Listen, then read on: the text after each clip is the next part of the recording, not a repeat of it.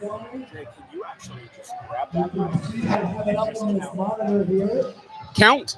1, 2, 3, 4, 5, 6, 7. Testing the mic. We are testing the mic down here at Fierce. We're here at Fightcon. Fightcon. Keep on wanting to call it the other thing. Nope. We're here at Fightcon. Fightcon. Checking the 1, 2. Check. Checking the mic. 1, 2. We're checking it. We are right behind a speaker, so we got to be loud and proud. A lot of people here. Joe Haro. Joe Haro.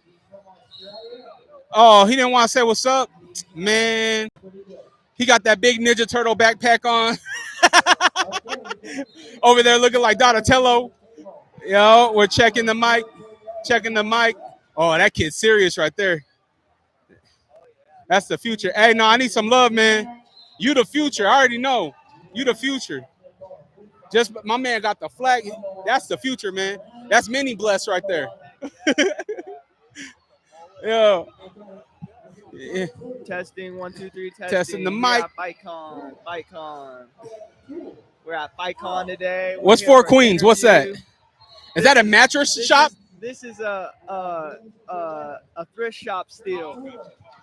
All right, well, welcome in, everyone, to Fightcon 2024. Blake O'Rulian, Dre rocking with us all day. And our first guest of the day is going to be none other than Nate Ayers. Nate, it is so good to have you here today, man. Good to be here, Blake. Good to be here. It's so hard to hear you in here. It's super loud. It's a packed house here tonight. House and today. All sorts of stuff going on all day long. We're going to be having fighters coming through all day long up until about 1 o'clock. Again, Nate being the first one here, so very excited for it, man. So, Glad to be here. Nate, I want to kick things off by just asking you, dude, you're going to be fighting on November 8th. Yeah. I had no idea that you would have another fight camp before the end of the year, given that you just got married last month. That's right. Yeah, that's right. But we're always in fight camp all day, every day. No days off. Lucky enough to get married and still be able to train and do everything that I'm doing, training every day. How did your wife feel about when you said, hey, I think I'm going to take another fight? How was that kind of conversation? Because literally, I mean, what day did you get married? You got married in September, right? September 5th. So it's literally been like 33 days, man. Exactly, yeah, to the day, yeah. So it started with a kiss, and then it said, I love you, and then it said, oh, and by the way. So what was her reaction to that? She's super supportive, man. She loves seeing me fight. She loves seeing me go out there and do my thing. So, smooth sailing between the two of us on that front. So I'm a father. I'm a father and a husband myself. So I instantly go to like the romantic side of this thing. How did you propose? So it was romantic. I took her to the beachfront of Avila Beach in California. Got some rose petals out. Got the big love sign. The love letters and. Candlelight, waited there for her, and she came up beachfront side, and boom. If my wife is watching, stop the stream now because I didn't do nothing remotely as romantic as that. Hey, man. Hey, it's love at the end of the day. So let me ask you, how was the wedding day itself? Because you fought in July, and then it was just a couple of months of prep to get ready for that. How was it? It was great, man. It went really good. It was lovely. Everybody showed up and showed out, super supportive, and it was one of the best days of my life. Did you get to go on a honeymoon or anything like that? We went on a little weekend getaway, but after this November card, we're going to Mexico. Oh, have you been there before? I have not. Okay, so I mean, obviously you will know this, but tacos in Mexico are like the greatest thing in the whole world. Like all-inclusive resort, tacos, drinks, that'll be everything. sweet. So we finish up this fight, we get through this hard fight camp, and then relaxing after that. Was that kind of the deal? Kind of all right, I'm going to take this fight, then we get to go on the honeymoon kind of situation? Yep, exactly that, yeah. So let's talk a little bit about November 8th. Yeah. Super happy for you, by the way. Congratulations to you and your wife, and wish for all the best. Yeah. November 8th, Tayson Royer, live from the Masonic Temple. What are you looking forward to in this fight? Second MMA fight back since that long layoff. Yeah. I am looking forward to the Masonic Temple itself. I mean, it's a great historic temple down in Salt Lake City. The Freemasons started it, and I'm super excited to see some of the architect in that building and feel some of the vibes and the knowledge of the Masons that were there prior, and be able to put on a great show the Fierce fans. When you look forward to this fight and you look at Tyson Royer, what kind of abilities and skills does he have that you are kind of preparing for in some sort of way? Because he had a pretty fast knockout just a couple of months ago. Tayson's no joke. I mean, he's got a lot of skill in the stand-up game, and so we're kind of preparing for that. His striking's on point, so I think my striking's going to match his striking. It's going to be a really good fight there for sure. For those of you that aren't familiar with the Masonic Temple, it is a beautiful venue. There's not going to be a bad seat in the house. Like, this is going to be really good. So go on to fiercefightingchampionship.com. Now, as a fighter, what's your biggest challenge currently in your professional career? My biggest challenge as a fighter, staying consistent, being able to train every day, and yeah, consistency. I feel like, life happens, things gets in the way, and some people have to take time off from training, but if you're consistent and dedicated and you work your schedule around how you want it to be, then I think, the training speaks for itself. Nate, one of the things I've always wanted to ask you is you took a little bit of time away, right? Like, you did an MMA fight, you lost that in a close decision. Then you went and did a million jiu-jitsu competitions. Then you went and did a couple of kickboxing matches and were dominant in those. Did you feel like you just kind of had to hone in on both of those skill sets before you could marry them back together to come back to the amateur MMA career? Absolutely. I think it's super important to be able to be a mixed martial artist. We are in MMA, so from the stand-up to the cage wall to the ground to back up again, all well-rounded. We need to be able to have submissions, have that wrestling, have that striking, and it has to be weaved into one package. Now, Dre, I will say this really quick. He's an incredible athlete, but he's also one of my lacrosse buddies, one of the few in this MMA world that have crossed over to that lacrosse world. So we're kind of boys on that. The what? The what? So with youth in mixed martial arts, why is youth martial arts so important to you?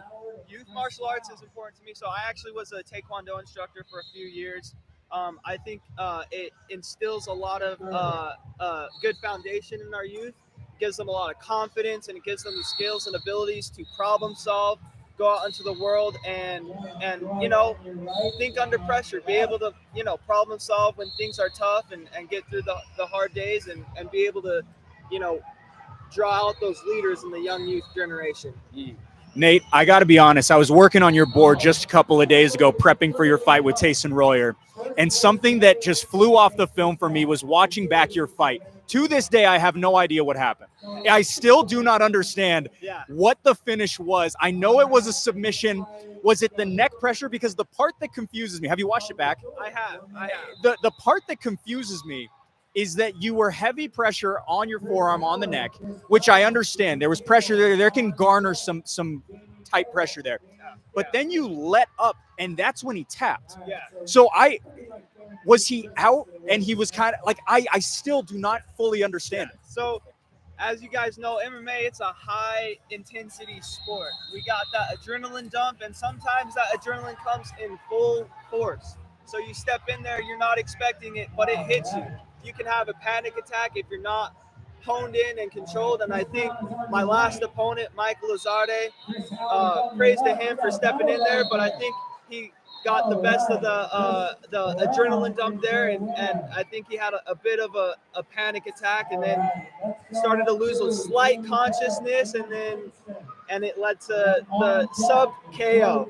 Yeah, one of the wildest, and then also, it wasn't your fault at all. You had no idea, but it was kind of a late blow, and I think you knocked him out on that singular shot as well. It was. Was that kind of were you like, oh my gosh, what did I just do? I didn't even realize. Yeah. Because you were still in the fight. Like again, it was just such a weird finish. And there's been so many fights that I've seen that fighters pretend to tap just to let off the pressure that they're being put under. And so I wasn't sure. I didn't know what was going on. But from my understanding, the fight's not over until the ref pulls you off. That's something I've always wanted to ask you as someone who's trained for years at this point.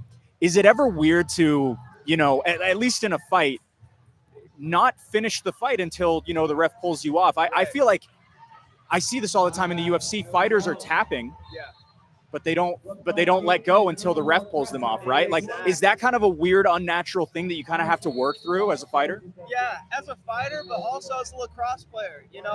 When we have that ground ball and we're in that scrum and we're yelling man ball, you don't stop till the whistle's blown, right? So you just got to keep going until someone tells you not to. It's killed or be killed in there, and I don't want to be on the other end of that. So that's where that's coming from. You are such a talent in so many ways. And like you mentioned, you mix it up so well. That doesn't come without a great gym. I know the good people over at Sierra MMA, Trey, Joel, Pedro, so many. What is it about that team that is building such great fighters and producing so much talent out here in Utah? Well, it's a smaller gym. It's not a big, huge gym, so I feel like as fighters, there's probably 5 or 6 active fighters over there, and we're getting the most attention from all coaches there. So we get a lot of feedback, and they're able to see things that we don't see. Instead of being in a big room full of 20, 30 fighters, the coaches aren't going to be able to see everybody at all times. So I feel like that is one aspect that Sierra has, is to be able to really invest in their fighters on a one-on-one training. I just have one last question for you. I'm the DJ of Fierce Fighting. Do we have the walkout song? What are you walking out to? Do you want to tell us? We have the walkout song, but it is locked up in a suitcase. We're not telling anybody yet. It's going to be a surprise. I absolutely love it. I got a couple more that are kind of piggybacked off of what you just mentioned. Number one, is the MMA team growing? I just saw a post today, an MMA sparring practice specific, and there was a lot more people than there typically are at Sierra. Yeah, it is growing. It is definitely growing. I mean, our classes are getting bigger. There's less room on the mat, that's for sure. Our jiu-jitsu classes have no space whatsoever. So, yeah, we are growing. And we are bringing more attention to Sierra MMA, and we have plans to expand and recruit more fighters and show Utah what from the ground up from what Sierra can be. Watching Joel's social media, like Sierra looks like they just have tons of fun too. Like put in work, but it looks like you guys have a lot of fun too. Yeah, we're not going in there with like the mentality to hurt each other. We're going in there with the mentality to make each other better, and I think that's one aspect of Sierra that a lot of other gyms don't have. Like a lot of other gyms' mentality is kill or be killed and be the top dog of the gym or whatever. Sierra, no, we're open gym. We're very friendly, and we love to train with each other to make each other better, not train to hurt each other. No, the culture is top tier there, and that starts with Pedro Sierra, who is personally one of the greatest coaches I've ever had in my entire life. I love that guy to death.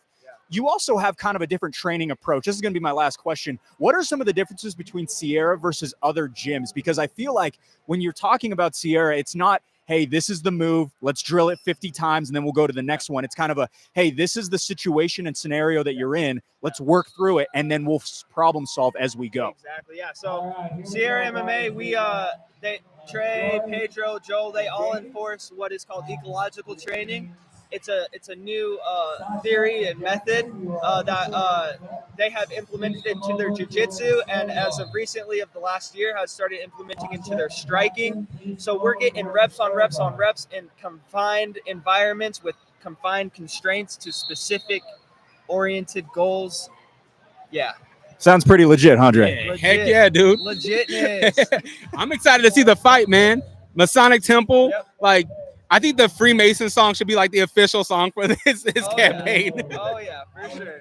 Nate, we absolutely cannot wait for it. One quick time for the stream. Anyone who wants to get in contact with you, potentially support you on your MMA journey, how can they get a hold of you? You can get a hold of me on Instagram, Nathan_Ayers30. You could also reach out to the gym, Sierra MMA, Sandy, Utah. All are welcome. All are invited. Come on, let's get this team bigger and better and show you Utah what Sierra MMA is all about. You can't see the boots, but he's ready for Mexico. Ostrich, baby. Ostrich. Nate Ayers, Tayson Royer, November 8th, live from the Masonic Temple. You do not want to miss it. An absolute top-tier talent here in the state. Nate, thank you so much for the time, man. Appreciate it. Thanks, Trey. Yes, sir. Beautiful. Appreciate it, my man. Heck yeah.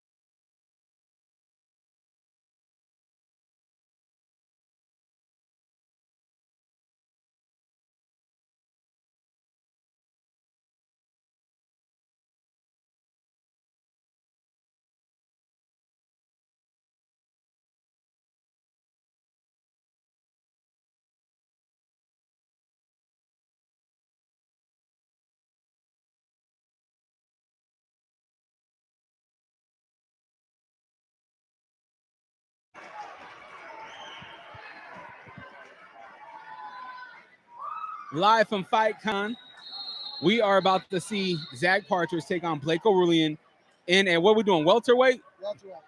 MVP? Ian McGregor? And McGregor? Oh, no. Oh, Machado. Oh, my bad. UFC 5. I still haven't played this game, by the way. Me neither. I haven't played 5. I played 4. I had 4. So the age difference, 37-year-old veteran MVP, 25-year-old Ian Machado. 6'3", tipping the scales at 170 pounds. With that, for the intros, here's Bruce Park. I don't do this. I don't do it. All right, so Zach is Michael Venom Page. Did Michael Venom Page get stabbed? What's up with the scar on his stomach? I don't know. Yeah, he has a crazy backstory. You should hear about it. He grew up in the gangs and stuff back in England growing up. Well, that's right. They stab people. They don't shoot people like the America. My fault. I don't think I was supposed to say that. Sorry. Just speaking facts. I've never played this either. This is my first time. All right, here we go.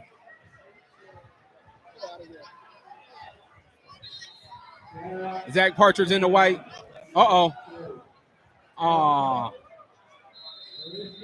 Blake O'Rulian in green. Oh, nice up kick. Front kick. Oh. Oh, Venom Page. MVP's looking fresh. Oh! All right. Oh, stop at the cross. Machado's in. Oh, he's getting the stamina back. Going to the body. Oh. Blake, I think you're cut. Yep, you're cut. MVP with the knees.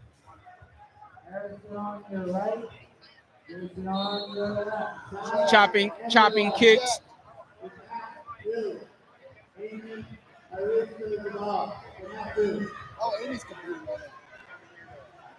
Oh.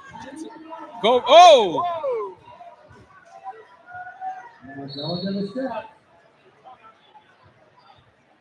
Fierce Fighting Championship. We are down here at Fightcon. We're having a lot of fun. We're going to be having some interviews with more fighters coming up shortly. So make sure that if you're not here, that you stay tuned into this live broadcast. We're just we call this like a little intervention. Not intervention. What is it? Intervention. That's the word. Oh. Machado's busted open. Oh. This is not good. This is what was supposed to happen in the first fight. When Machado couldn't be a man and stand with him. Chat. Blake, what are you doing? Come on, Blake. It's been a minute since I've been Why? It's been a minute. Blake's like, I'm an adult. I don't play video games. Nah, he's been playing college football. I've been playing college football, yeah. Okay. Who's your go-to team on college football? USC, baby. Oh, I forgot you're a SoCal kid. Yeah. Be mad about it. A lot of kicks being thrown in this fight. I think they only know the button X. Oh, good body kick. Oh, watch your stamina. All right. Let's get Caden Lumberg and Duncan Rex to the table. Sorry, I did not announce. Caden and Duncan to the table. And then Cody Jr. and Venom Page. Oh, he's doing little dance moves. Oh, got him. Oh. Woo! Oh, his leg. Chado's leg is done. Chop that leg down. It looked like Machado got a 1-0. MVP, baby. Yeah, I think MVP definitely won round 1. Blake, how you feeling after getting your butt whooped? Getting busted up, dog. Getting busted up. Here we go, round 2. I will say 5 is a lot slower than 4. Like it's kind of a delayed reaction on it. Like I'm cool with it, but Herb Dean, your ref. Look at that stamina. What is going on with Michael? It's that UFC gas tank. Yeah. Does that mean you're about to have a heart attack?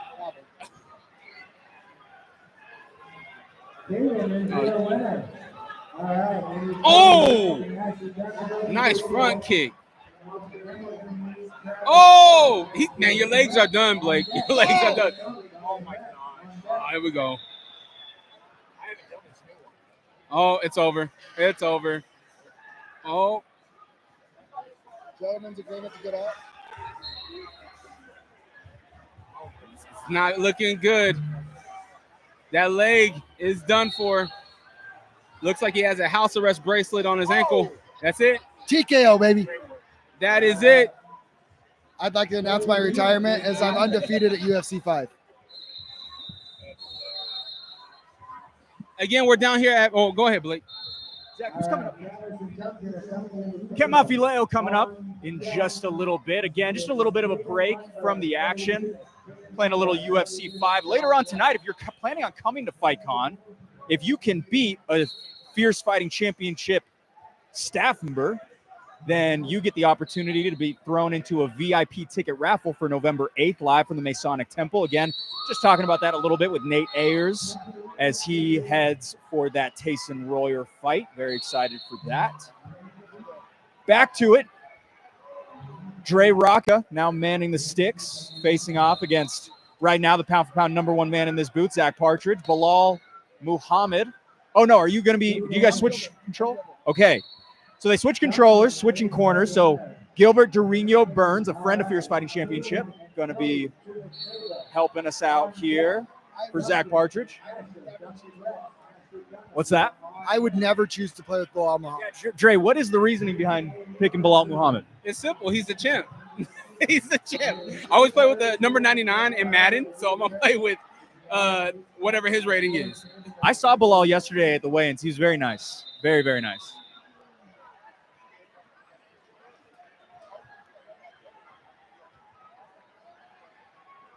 Bruce Buffer didn't change his jacket. I'm disappointed. Just the undercard. It's just getting ready for stuff. So that's all. What's up, man?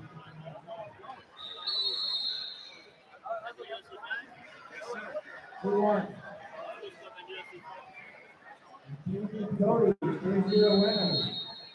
All right, Duncan and Asher. Straight into the striking. Zach Partridge already having a little bit of success. Dre, you're just button mashing, if I'm being completely honest with you, man. That's a blocker. Oh, I need to learn the controls. You don't want none? Oh, hold on. Oh. Oh, just wait for it. Ladies and gentlemen. Oh. Good and bad news. This young lady here. Oh, come on. I got a swelling face.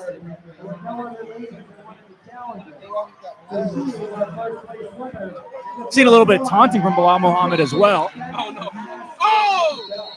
Fun fact about Bilal Muhammad, it's not Bilal, it is Bilal. UFC pronunciation guide. Zach is busting you up, How dog. do I put my hands up? Oh.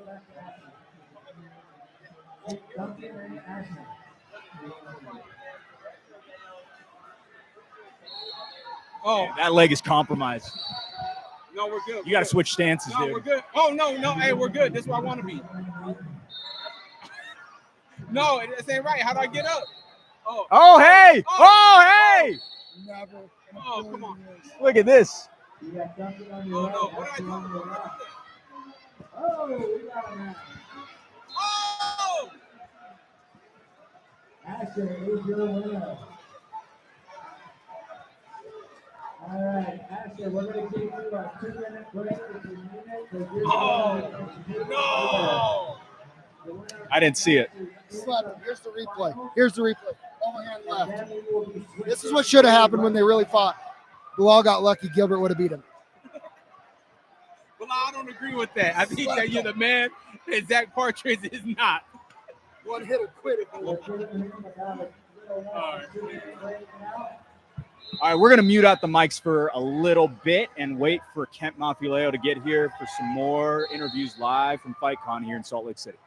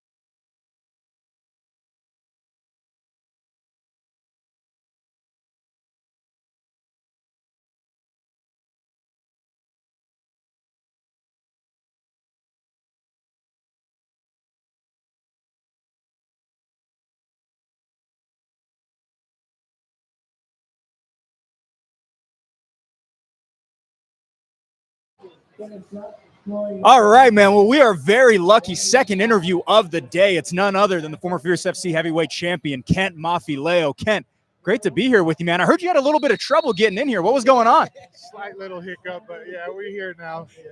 They giving you a little attitude or something like that? Yeah, they just weren't familiar with me, so yeah, give me a little trouble. Well, they should be, right? I mean, just coming off that PFL performance, and you looked fantastic in there, man. I haven't had the opportunity to talk to you since then, but we're going to be talking a little bit about that. You looked incredible in there. You represented Utah so well. How was that experience for you?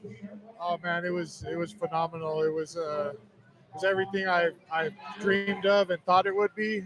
Just except getting my hand raised at the end, you know. But yeah, it was a great experience. You just looked so good, like walking out. I didn't feel no nervousness through the TV. I was nervous, right? But just looking at you on TV in that way, because whenever I see you fight, I'm looking at you live, you know what I mean? But to see you put on for the city, put on for the state, you just looked so polished. That fight camp, take us through that fight camp. How was it? I mean, it was a short notice fight. Take us through like preparation for this fight. Well, I just had the fight with Tarpley in early August 3rd, I think it was. And then I think it was 2 or 3 days later, they called me up from PFL and asked if I wanted to do the August 23rd in Washington, D.C. And obviously I was like, yeah, absolutely. So I kind of hurt both my knuckles in the Tarpley fight, and my foot was a little banged up from either kicking or getting kicked. So I did the preparation. I just kind of the first week after my fight, I kind of just recovered a little bit, and then me and Marco started getting pads on I think Thursday or Friday that week, and then it was just like, you know, just basically off of one camp to the other. So I didn't really do much. Just hit a few pads in DC and basically just sightseeing, you know. Yeah. One of the big things that a lot of people talked about was that it seemed like you were sliding on the canvas a little bit. Was it slippery in there? Yeah, it was. Dude, it was. Man, it's hard to describe, but it's like nothing I've ever felt. Like the Fierce cage is like so much better, in my opinion, just for my feet and the grip. But that was like a suede. It was like a suede. It was weird, man. That's so strange. Also, I wanted to ask you this. Did it throw you off that you weren't able to throw elbows? Mentally, yeah, there was a little blockage. Like during when they told me no elbows, I kind of, yeah, it hurt my. I don't know how it deflated me a little bit. You know what I mean? Like, what were some of the differences between a Fierce show and being on a big stage? Obviously, the PFL is one of the biggest promotions in the entire world. What were some of the differences? Obviously, we see the PFL hat. Did you get some sort of a fight kit? What were some of the cool things about getting moved up? Yeah, they gave us a fight kit. It was very professional. They picked us up at the airport. Just the way they handled everything was very professional. But compared to Fierce, it wasn't much different other than walking out by myself. That was the first time I've ever walked out by myself, so that was a little bit different. As a broadcast nerd, I have to ask you this. Did you have any sort of a broadcaster meeting with O'Connell and the rest of the guys? No. I know they do that in the UFC, so I've always been curious. And I think you could kind of tell that they did it because I'm unbiased. You know what I mean? Shout out to the broadcast team, but I feel like they did my man Marco dirty. Yeah. They did my man Marco dirty. Shout out to Marco Sanchez, man, a great coach here in Utah. So I could kind of tell that maybe there wasn't enough prep, and it might be the short notice too.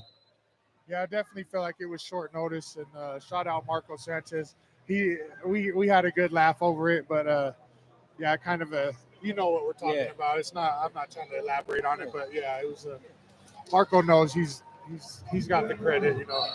All right, I'm going to tell you another thing that pissed me off. When they mispronounced your name, did that bother you at all? Or did it throw you off? Or were you just kind of like, oh, my gosh, I'm already here. Like, what is going on? I mean, I've dealt with it my whole life, so it wasn't anything I wasn't familiar with, but it kind of made me chuckle. And then when they got it right on the actual fight night, I was like, oh, yeah, there we go. Thank you. Well, what bothered me was that over the years, we've been told, hey, it's Mafileo. And so I legitimately phonetically spell it out, and it is now ingrained into my brain.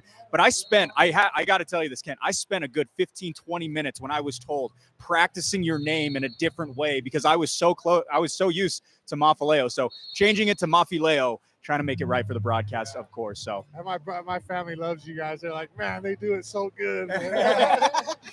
Ken, I got to ask you, what is the plan for the future? I don't believe there's an extension of the PFL. Is that correct? No, they gave me the one fight off contract, but with 2 fight option in the next 12 months. So we'll see. But I'm just excited to get back to Fierce, get back home, and like you said, I felt like I represented Utah and myself. But I know I'm not done, so I want to keep wrecking house here in the state until I get, just be undeniable. And I want a chance to get a full fight camp and not a short notice, because I feel like I'm a different animal at 8 weeks off of camp versus a full camp and then a week and you know what I mean? I could only imagine what a full camp against that Cameroonian would do, because that dude isn't no joke. That guy is a beast. Yeah, shout out Nana. He's a beast. And you were like, man, there was a couple of times where I was like, oh, he felt that. Like, can't put it on him. And if we had elbows, PFL. Yeah. I'm really excited to see you get back, man. Me too, man. Thank you guys. I felt the love and support all the way in DC from the Fierce fans and from you guys, man. It was great to be out there.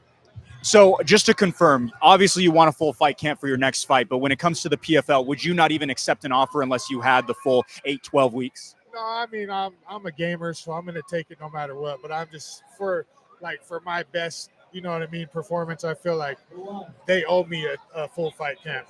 I came in to save the show, so to speak, for Nana, and I feel like if they give me a chance, even I'll rematch him or anyone. But I'm just saying, give me a 6 to 8 week camp and see how I perform. And it wasn't like you played it safe. Like, you fought a good fight. It was action packed the whole way through. It was not boring, and they know that you're going to bring the entertainment. Exactly. Yeah, and that's what I was there to show, is just show what Utah's about and who we are, and like what, we're here to win, not here to try to play this scorecard or slide by if I'm ahead if I think I'm ahead in the fight. I'm never thinking about just coasting out. I'm thinking about finish, like to the death. You either kill me or I kill you. 100% finish rate right here. There's a reason for that. It is the way that he fights. I got to ask you that, Kent.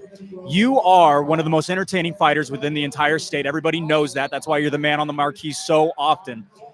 Do you have a favorite performance of your career?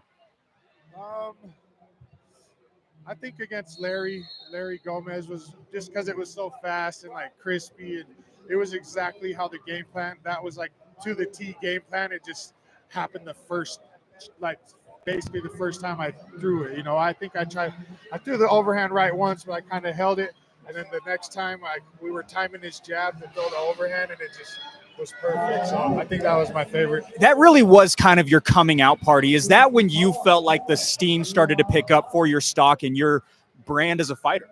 Yeah, most definitely. After that fight, the confidence in myself and the belief in the game plan and my coaching, it just went to a new level. And that's when I felt that I could really compete at the highest level. Final question for me. I don't know if Dre has any more, but I just wanted to ask you, obviously not on this November card coming up November 8th, not competing November 16th in Idaho, I don't believe, right? Is there a chance we see you in December? Yeah, definitely. Most definitely I'm on in December. Yep. You guys are going to see me, whether where is it at the Masonic Temple? Oh, yeah, Masonic Temple, man. So say your prayers for my opponent, because there's going to be a sacrifice. I got to say, my personal favorite was not the last one, but the one with Megaton. That one was so much fun.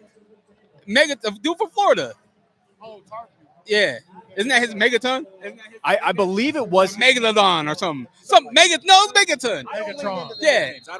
This guy this was a massive guy. He's big, buff. He's coming from Florida. You know what I mean? Like, this guy was scary. I mean, this is coming from a guy that's not a fighter. You ain't scared of nobody. But I was telling my kid and I was telling my wife, I was like, this dude is no joke. And then it was just a good back and forth until it wasn't a back and forth no more. And I feel like you just put it on him and showed who you really were during that time. You know what I mean? So I really enjoyed that fight. But I want to go back to DC. Did you go to any sightsee? Did you see anything that you were like, oh man, this is cool? Oh yeah, we went to the Washington Monument. We went to the Lincoln Memorial. Went to the White House. Yeah, I probably would have never been to DC if it hadn't been for this opportunity. So grateful for what fighting has shown me. You know what I mean? Shown Yeah. me different possibilities in life, and just coming where I come from, man, it's still a win. You know. Yeah. I got to go fight in the nation's capital on a big stage, and I didn't get my hand raised, but hey, man, I left it all out there. Can I give you one critique? Yes, sir. You had the USA flag, you had our flag, but we should have had that state flag right behind it. Oh yeah, yeah, yeah. The Utah flag. I need to Yeah, get one of those, exactly. yeah. Red, white, and blue. And the new flag is dope. It's nice. We gotta get you one when you go back out. I need to get one on my shorts. Yeah, we got you. You're a father, you got a little girl. How's daddy life right now? Oh, it's amazing, man. Shout out my fiance Lauren. She's holding the fort down while I go out and get the bacon, so to speak. But we got a good thing going, and I just have a new found respect for her and all mothers and women in general for just what it takes to raise a little human, and just all the energy and time. And man, it's the greatest job on earth, man. I love it. Baby hasn't been in the arena yet, right? We took her to Bear Lake, yeah. Okay, And but we she were- hasn't seen you fight just Oh yet. no. Obviously, She'll she's be there- super she'll young, be but there in December though, yeah. oh man, does baby walk out with daddy? Probably not. Okay. Yeah. Eventually, I want to do that. When I'm like doing like a big stage or something, I want my son to be right there when I'm DJing. It's just a cool daddy thing, you know. Ken, that actually brings up a good point. You were at Bear Lake. You're at almost every single show, wherever it is in the state. Do you have a favorite fighter, obviously outside of yourself and some of the guys that you train with? Do you have a favorite fighter within the state that you just enjoy watching? Yeah, I have a few favorite fighters. I love watching David Kim. I love watching Andrew Pug. That's one of my favorites. We haven't seen Alden Ashcraft fight in a while, but he's on the top of my list. Yeah, Julian Ruiz. There's a bunch. I'm a fan of local MMA, of high level MMA, and I just love to see the guys get out there and put it all on the line. If you're just going out there to try to skate by and get a win, like it's not entertaining. Like we want to see, the fans want to see, I want to see everything you got, and just win or lose, just leave it all on the line. He is a fan favorite, one of the greatest fighters in Fierce Fighting Championship history, and we are so lucky to get the opportunity to talk to you a little bit today. Kent, thank you so much for the time. We can't wait to see you in December, my man. Thank you, brother.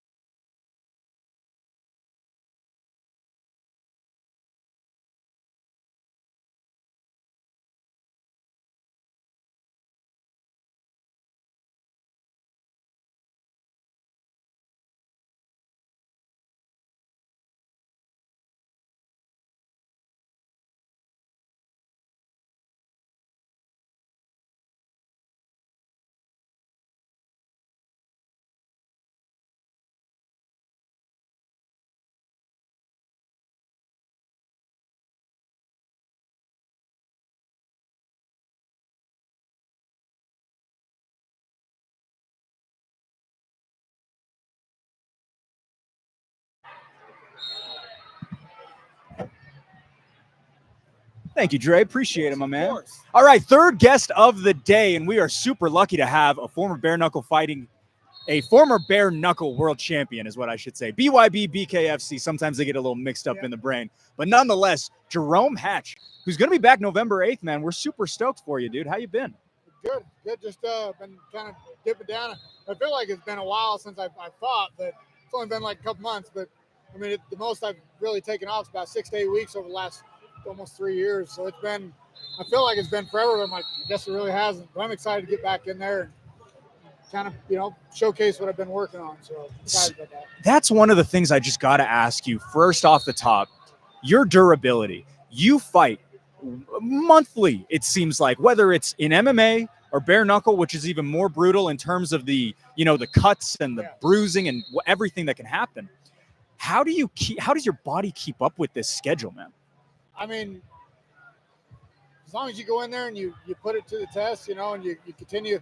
Like, I take my body very seriously and what I feed it, nutrition, water, make sure that everything's right, and just try to perform the best that I can at 37, trying to keep up with the younger guys. And a lot of it is mentality as well. I'm like, when I start feeling like I'm getting too old and getting older, then at the same time, I start feeling it. But then when I start thinking, no, I'm good, then really, like, it perks up and I feel a lot younger. But the durability thing, I mean, it's I don't know, man. I just keep plugging away. And I said I was going to take a little time off. The last fight I did, I had a broken orbital, a broken nose. And I told them that. They said, well, we need you. I'm like, I'll do it. It's a test, so we'll see, I argue everybody, like, the hatchet, I think is awesome, but I feel like we should change it to Deadpool because this dude will not, like, go away ever. Nope. Being a veteran, though, in this game, you're talking about keeping up with the younger guys. What is your thought of our local MMA community here in Utah right now? So it's actually good to see, because coming up in March, it'll be 20 years I've been doing it. Yeah. So, and I hear always, God, putting down for the old guys. I'm like, what the hell are you talking about? And I'm like, I guess I've been doing it a long time, And but it's good to see MMA coming back pretty strong. Because, when I first started out, it was really getting big. We had a lot of big names as far as local MMAs, big stars. And then it kind of started to kind of die out when I'd moved, and I just really didn't see much.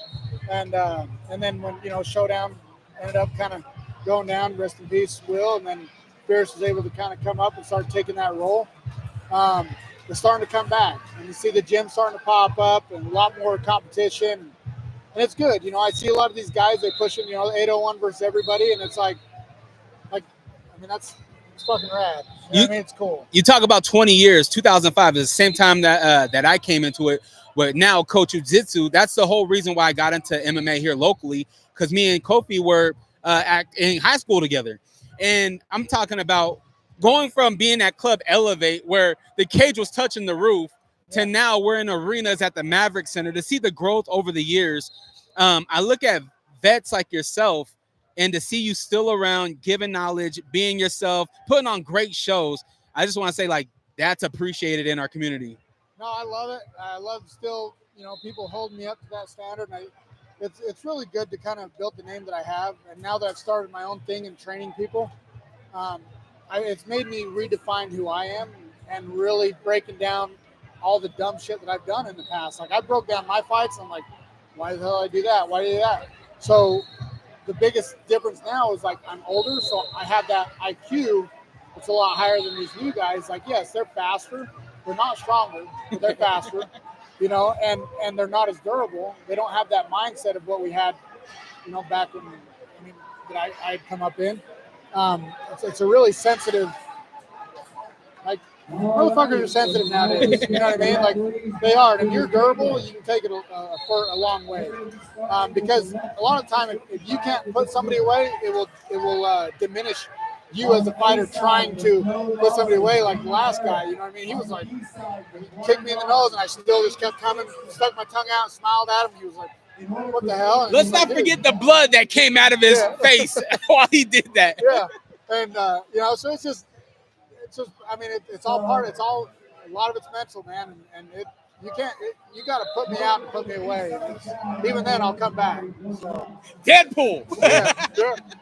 Jerome, you're at, I believe, 180, 82. Okay, I have This will be my 183rd. I have it on my board. I'm ready for it, and it's such an incredible statistic. Do you have a specific fight that you will never forget, and potentially maybe it's that one from April, because that was an unforgettable night for everyone? You know, I feel like I got robbed, and people, you know, like I've watched it. You know, by the third round, I had, you know, almost 200 punches more landed to him than what he had on me. I don't understand how. I've looked at the rules. You know, I've talked to people. I don't get it. That's why I wanted a rematch right away. And then Zach was willing to work things out and try, but the guy said no. So I thought that I'd get my shot at my belt again, and some things gonna happen. You know, we won't get into all that, but you know, yeah. I mean, I want my belt back, and that's the only time that I'll come back for Fierce again is for a belt. Like this because I can really take it a lot further in the bare knuckle. You know, becoming the first world champion to ever come out of Utah. It's been a big thing, and you know, the pay. I do it for Fierce. I like Zach. I like Cody. I like what you guys are doing, and I love the community here and the fans. And I've been fighting in front of them for a long time, and that's why I still come back and want to do it. I make a hell of a lot more, you know, in that, because it is a rising thing. I mean, dude, that's the biggest deal with it, and that's why we do it. You know, I love the way they're doing it. I'm trying to help them build something and continue.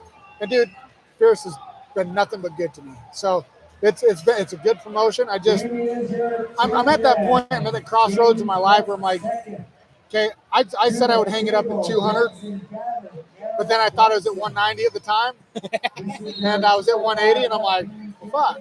And I went to these last fights, you know, and I'm seeing these guys at 47 really put up. I'm like, hell yeah, I got this. I got 10 more years. Fuck yeah, you know. But as long as I can continue to go in there and do my thing and not take a lot of damage, which I've taken some damage the last few fights. So if I continue to take a lot of damage, then before I get punch drunk, you know, I don't want to hang out at the party too long. You know what I mean? I enjoy it, but where I'm seeing these kids put things together that I'm coaching, it really lights my fire inside. So I'm kind of gravitating more towards that. But I don't know, man. I love it.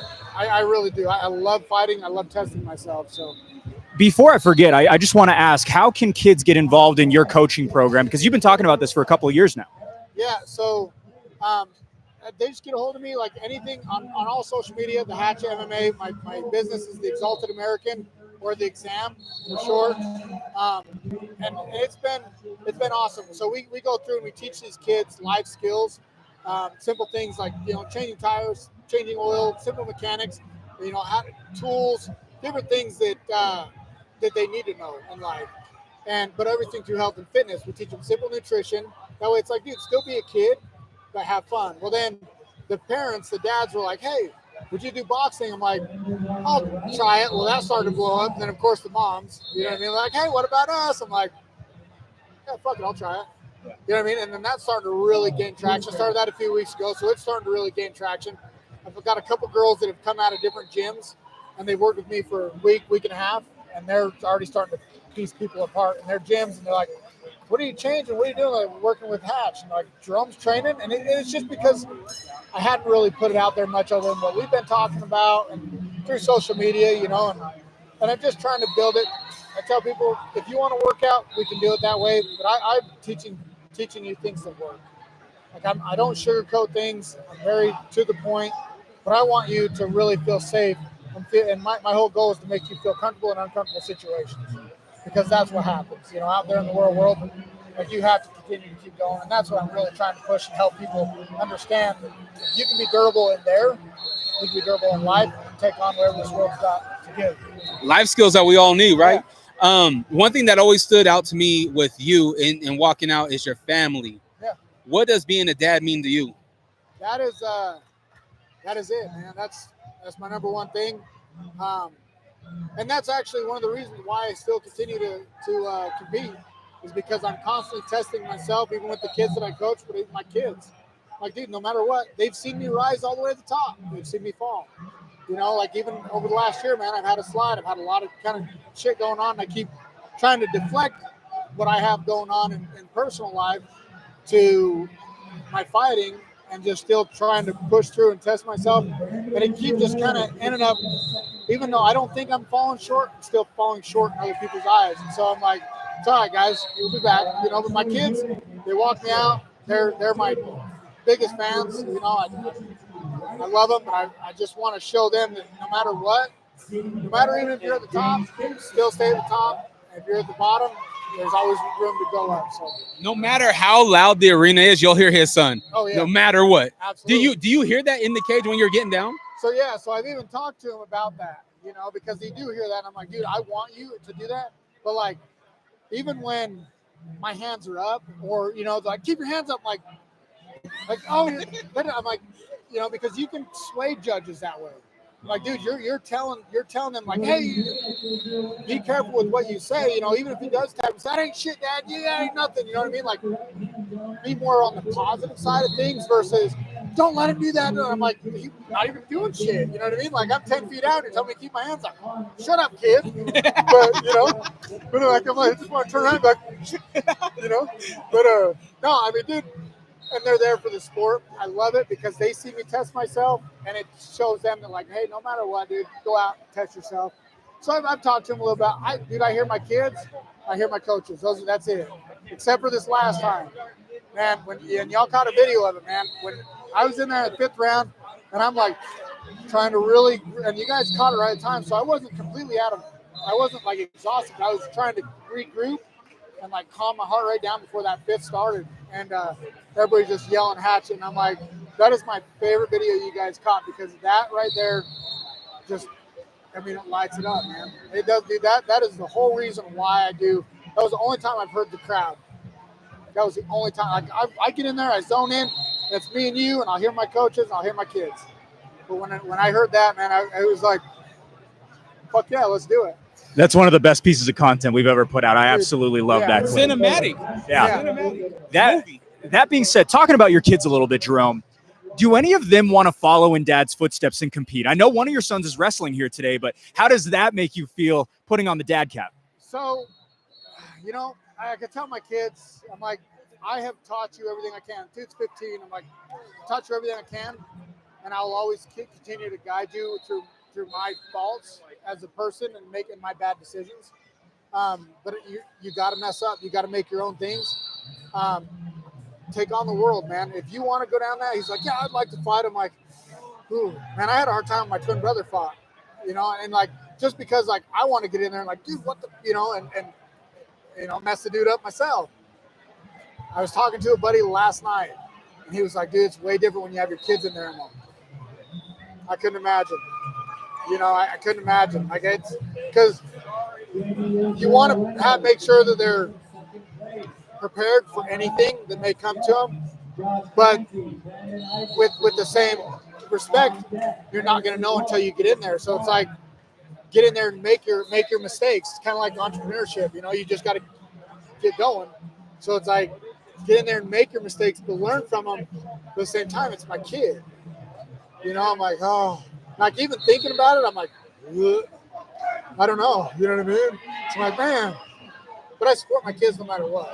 So, speaking of fighters in the state, Chris Chu. Do you know? I didn't hear you. Do you know? Have you seen Chris Chu compete? I'm better with faces, man. I don't know. So there's a kid at Fierce Fighting Championship who's been very active over the past 5 or 6 months. Very similar to you in the sense that he's as durable as they come. Obviously, a great fighter, gets his wins all the time, but he can take damage and just keep moving forward. I'm just curious. I would love to see you two interact, because I feel like those two guys are cut from the same cloth. So I was just curious if you had seen them. Yeah, I'll go back and check them out. Said that's one of the biggest downfalls, and I've started paying attention more since I started the gym and really trying to. And I say gym, it's more of like a center, you know, because I'm actually looking to take on like troubled youth, different classes that way. But I want to start paying attention more to the local talent, and that's a big thing to me. I never really did. It's always been a hobby, so that's why it's like, oh, you know, like even the dude that I'm fighting in November, I was under the impression that he was going to be 245. I'm like, yeah, I'm game. You know, like, and now, you know, I signed the thing, and I'm like, wait, it says 205. So I said, yeah, he's going to come down. I'm like, okay. You know, all right. You know, but You mentioned troubled youth, at-risk youth. yeah. Is there something in your history that makes you want to go that route? I mean, yeah, I come up in and out of the system that way. A lot of charges. Luckily, I was able to get a lot of them, you know, dropped and kind of slid by that way. But I teach kids like the anti-bully thing, and even your anti-bully for adults. You know, whether it's financial. But I mean, we're in a society now, where, especially with the internet and everything, it's very easy to kind of feel discouraged. But the only way you can do it is if you really don't give a shit what people think. The only way to do that is build your confidence. So with the troubled youth, it was kind of an outlet for me. Like the last time I got charged with it, the judge told me, so next time I see you in here, I'm going to throw the book at you. And ever since then, I've been in maybe a dozen fights outside of the cage, in the street, but it's been all over the U.S. A lot of it had to do with, you know, union, non-union shit, whatever, you know. So, but it was all that way. And so it really, if I can help somebody get away from, you know, their vices, whether it is drugs or whether it is, you know, I mean, dude, I've had a childhood. I've had these things where I've had every excuse to do what I've done. I've went through the drugs. I've went through all that stuff. And it's like, okay, it wasn't for me, but if you can't master the thing between your ears, you're not going to go anywhere. So if I can help guide people to, again, be comfortable in uncomfortable situations, then why not help kids do that? So I'm doing that to where I can open up a whole nother avenue with the troubled youth until they can, quote unquote, be rehabilitated or whatever. You know, it's like, I'm not going to bring in these people, their kids, with people that are troubled youth just because of the way, unfortunately, Utah is. You know, they look at me different with my tattoos. But if they look at my tattoos, I got guys that fight, gargoyles, it's protectors, you know, windmills, stacks, things that I've done throughout my whole life. That my tattoos tell my story. It's not nothing bad, but people just look at tattoos here as a little different. And it's been a different thing coming back to Utah and understanding the dynamics of that. So, but as far as being able, I want to help guide people and show them there's a way, an easy way out. And it's not even to compete. It's just to understand and really channel their, you want to call it anger or you want to call it trauma or whatever, just channel that to where they can be okay with it. And in boxing, wrestling, MMA, you know, like anything along that, it's mano a mano, it's one-on-one. There's nobody to blame. It's not a team sport. Like, that's you and him. And you have to face it. And you have to swallow your pride and notice, like, okay, he got me. The ego, it checks your ego quick. He got me. Why did he get me? Because if it's a loss, as long as you learn from it, it's not a loss. Do you remember an because it seems like you're a very humble guy in the way that you talk. Do you remember a pivotal moment in your life that you were humbled? Oh, look at this. We're going to go through like the whole ceremony stuff. You know, there wasn't and maybe it might be the judge. I don't know. Yeah, I mean, the judge kind of did, but at the same time, it was like, well, and I had a kid on the way at the time. I was 17, and you know, I mean, I messed up that way, and stupid, all, you know, trying to have fun as a kid growing up, and what you think is fun, and, you know, just Hormones are mother. Oh yeah, absolutely, you know, and it's like, that's what I tell my kids, man. I'm like, hey, you see a good-looking girl? Cross the road, man. You can look across the street until you get your shit together. So, because this is where I was, this is what I did. And they learned from me. I said, dude, like, I got a 9-month-old. I'm way more intentional now. Dude, I got a 13-year swing with it. You know, so my oldest, she's almost 21. She'll be 21 here on the 14th of October. Oh, man. And now I got a 9-month-old. So it's like, I have such a swing. But as these kids were growing up, I was there, very intentional with them. You know, I was the dad. I was in all their sports, really involved. But now I noticed the little things that I'm missing with my littlest one, because now I can really be there. And I'm noticing these things a lot more. So it's pretty cool. Big pivotal moment that way. And like, it's just a different dynamic, you know. So it's been good. But as far as like what you're asking, the most pivotal moment for me was, I guess, after I won that world title, I would have to say that, you know, like thinking, okay, yeah, I have the power, I have this. Like, now I can just still go in there, and as long as I land one, I can hurt him. It's just I got to get it. But then, the dude that I beat, we had a rematch. That rematch I disagreed with, the outcome. But then that third one, I tried to switch up coaches, and I'm just like, no, I got this, and I was doing it for the wrong reasons. And he was a better man that night. And when you win the world title, you think, oh, okay, well, I got all these things. I'm the first bare knuckle world champion to come out of Utah. I'm going to get these sponsors. Like, people are going to be coming in, and it's like, yeah, I have a name here. I don't mean shit. You got to keep striving. You think you can just coast when you're there. No. It'll knock you down and keep knocking you down. So you have to keep moving forward always. And that's a big thing that I push. So. Speaking on moving forward, I do want to bring it back to that Hamza Salim fight in April of this year. Round after round, us in the commentary booth were saying, I don't know how they're going to make it through another 5 minutes. What was going on in your brain from round 1 through 5, each round, and what was the exhaustion level like by the time you got to those 20th minutes? You got to be relentless. Even like, actually, so David Goggins, when he comes into mind when it comes out, you can't beat anybody if they're not going to quit. So I will not fucking quit. He could have won another 5 rounds, and I would have beat him because he would not have been able to finish me. Even with that kick, when he landed that one, and I teach my guys that all the time. Like, all it takes is this. What'd he do? I come down too far, and he cracked me. So it's just that simple things, But as long as you're relentless, you keep moving forward, you will slowly chip away at their pride and their thing where it's like, fuck, I can't put him away. And you discourage him. And so that's my biggest thing. Always move forward. And as long as you're relentless, man, you keep plugging away. When me and him got into it, I had all my guys that go to my gym.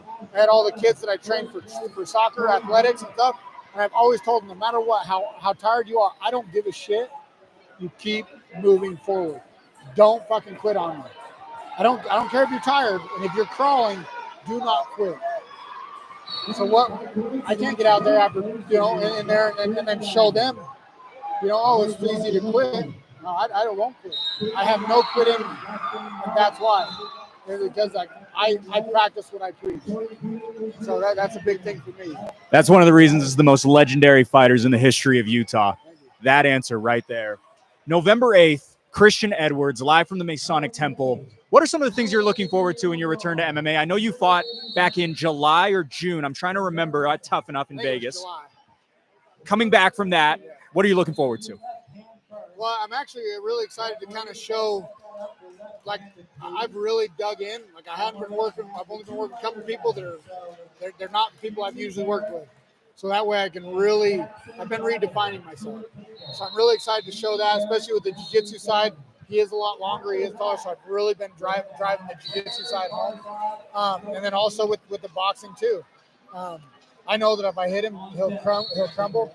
But with how tall he is, we've been working different avenues of takedowns and trying to really kind of and even understanding the rules to where I can really utilize that in my arsenal. You know what I mean? And so I'm excited about that.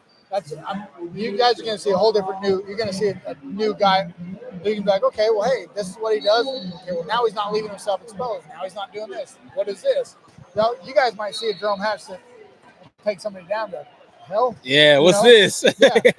So it's all what it is. Like I've been working that to where I can surprise people because everybody says, take him down. That's their game plan. Now I'm like, all right, take it down. Quick. It's been 17 years since Jerome Hatch has pulled off a submission win in his career. Yeah. If you do that on November 8th, I will lose my lid. I can promise you that. Yeah, I think my last one was Casey Uscola. 07. Yep, and it was funny because I learned that choke literally the day before. Wow. Yeah. So I was like, oh hell yeah, you know what I mean? But yeah. So I've been looking. I would like to try to mix it up and do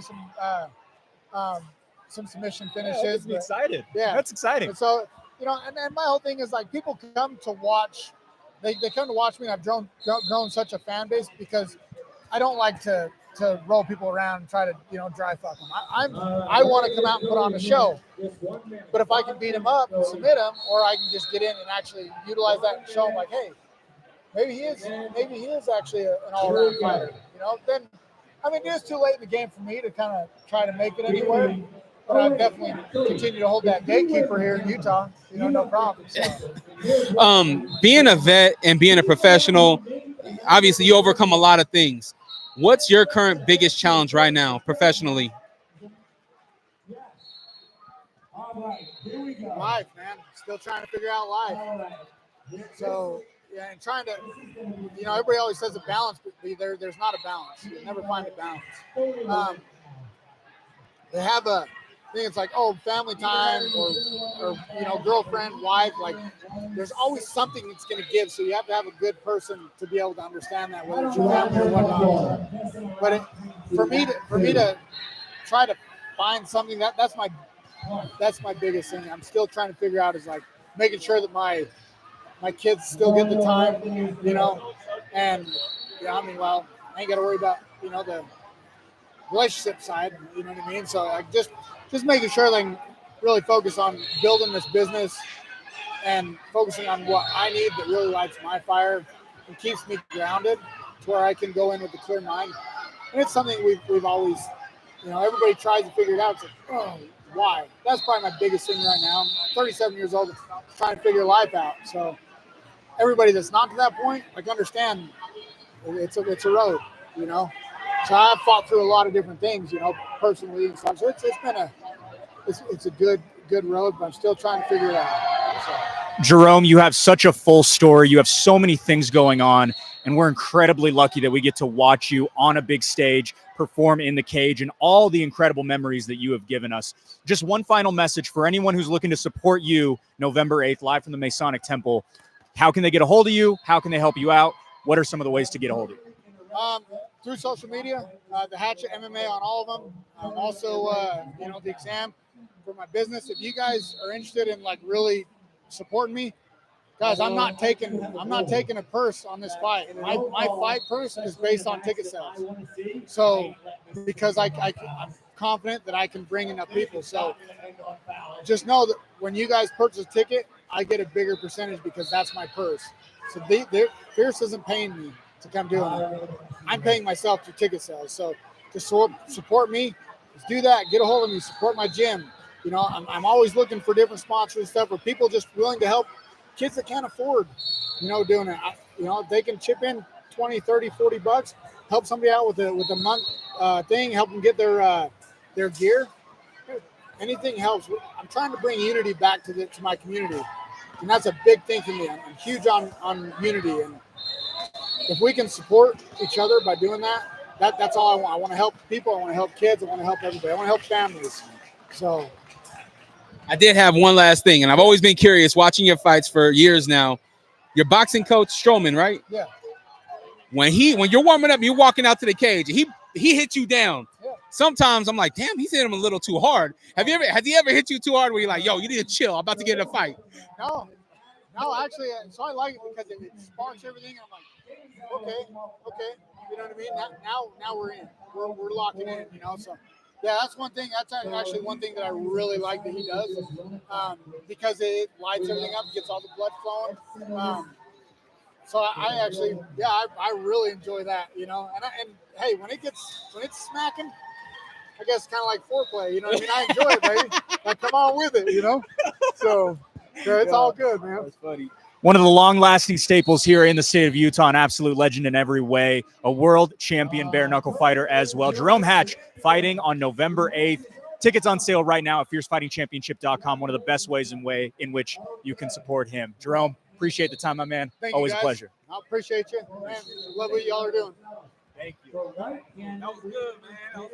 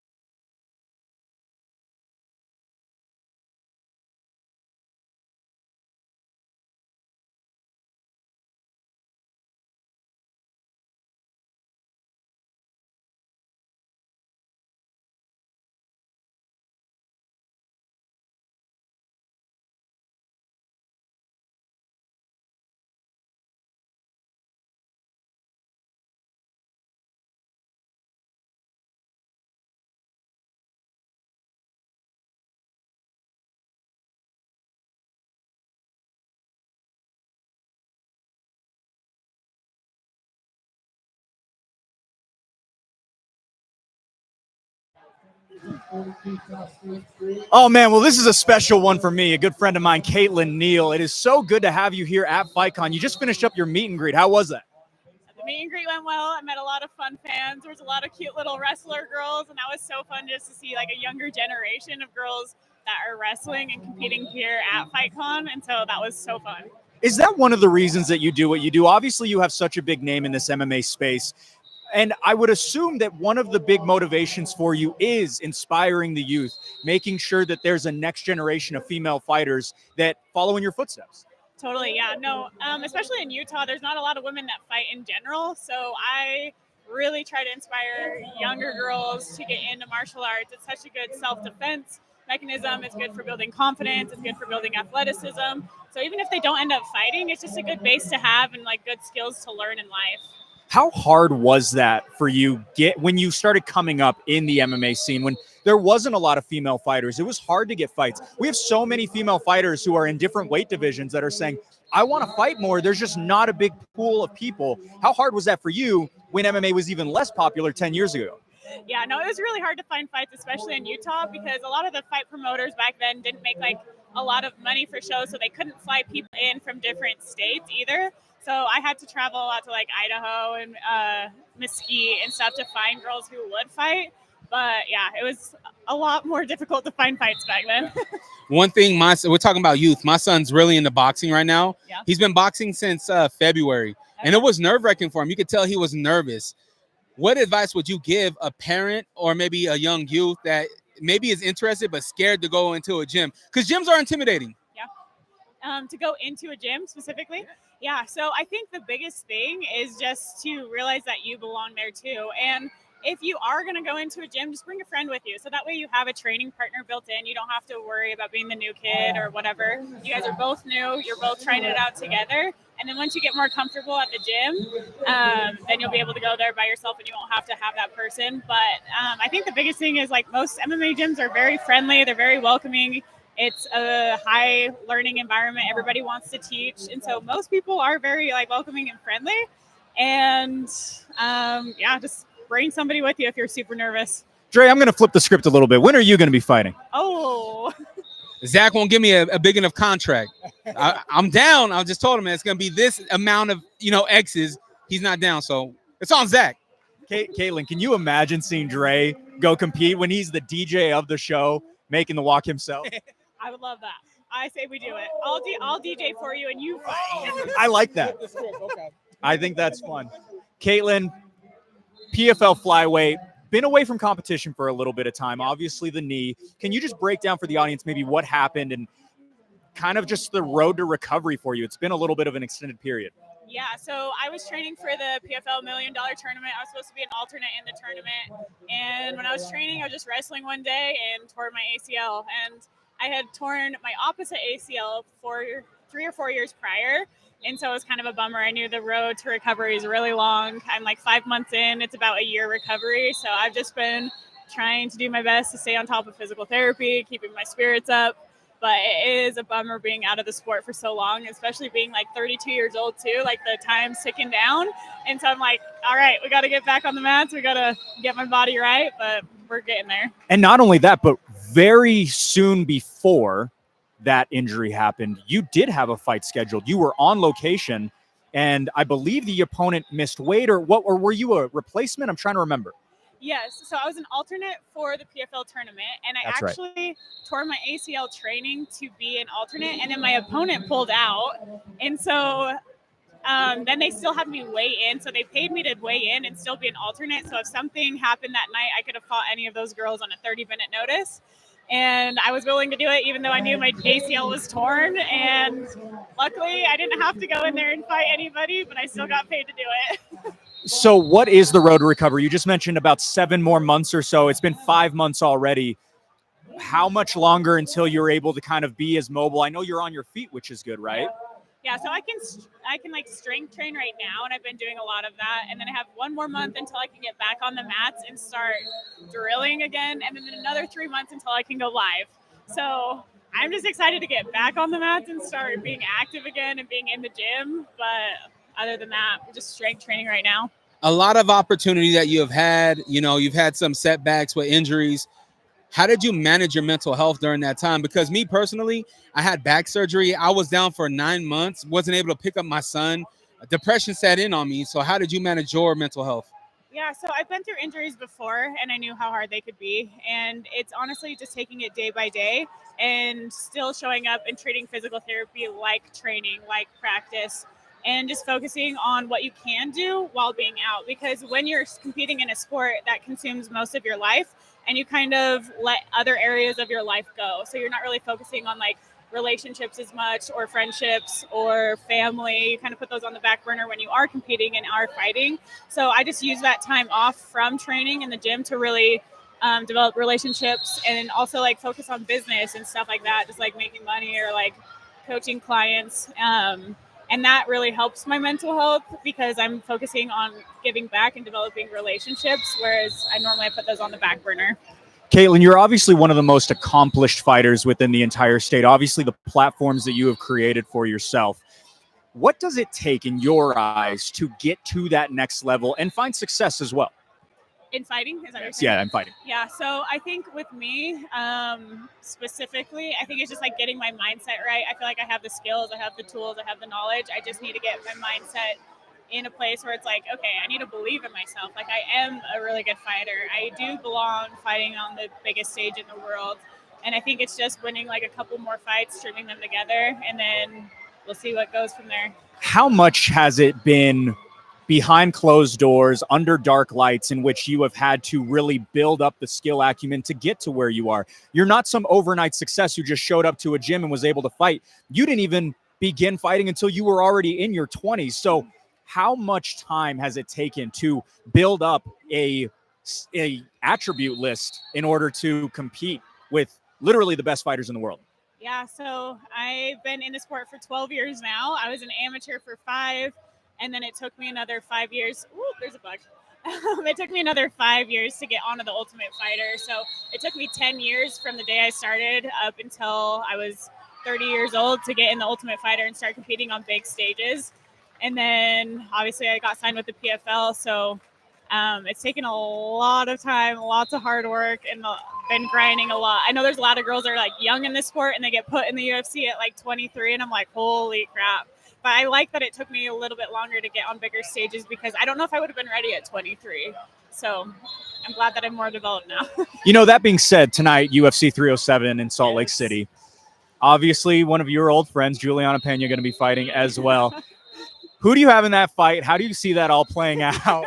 That's a little bit of tongue-in-cheek, by the way. There's a little bit of history behind that. Yeah, so I was on the Ultimate Fighter. Juliana Pena coached the opposite team, and so she coached against me. I was on Amanda Nunes's team. Juliana, I think she's going to win tonight. I don't think Raquel's on her level, and I think Juliana's just gritty, but I want Raquel to win, so... And that being said, what do you make of the fight below it in terms of Ketlin Vieira and Kayla Harrison? Because everyone is calling it that Kayla Harrison steamrolls Ketlin tonight, and then she is next up in line, and that's going to be a shoo-in as well for her. Yeah, no, Kayla Harrison is like worlds above and beyond Juliana Pena. I think Kayla Harrison is the champ already. I think the best matchup for Kayla Harrison would be Norma. I'm not quite sure how to say her last name, but I think Norma would like... Dumont. Yeah, Dumont, yeah. The French girl. That would be an awesome fight. Kayla Harrison versus... Yeah. That's a fight I want to see. You know, you create so much content, and I just have to ask you, I used to train in Agema. Obviously, my wife and I live down in St. George now. When do you have time to film these videos? Is it before practice, after practice? Do you just have a key to the gym? Like, when are you in the gym filming these videos with Brendan and David and Boyd and all these guys? All of the above. So right now, now that I'm out from injury, when I show up to the gym, they're like, oh, Kaylin's here to film a TikTok. And so, yeah, right now I'm just there to go film TikToks and hang out with my friends so I can still stay in the gym environment. But normally I do it after training. So I focus on training, get it done, and then do the video. But if I want my hair to look good in the video, then I do it before. But I try to do it after training. So my main focus can be training. I see we got the white forces on the feet today. Yeah. Are you a sneakerhead? I would say yes. I love Nikes. Favorite sneaker ever owned?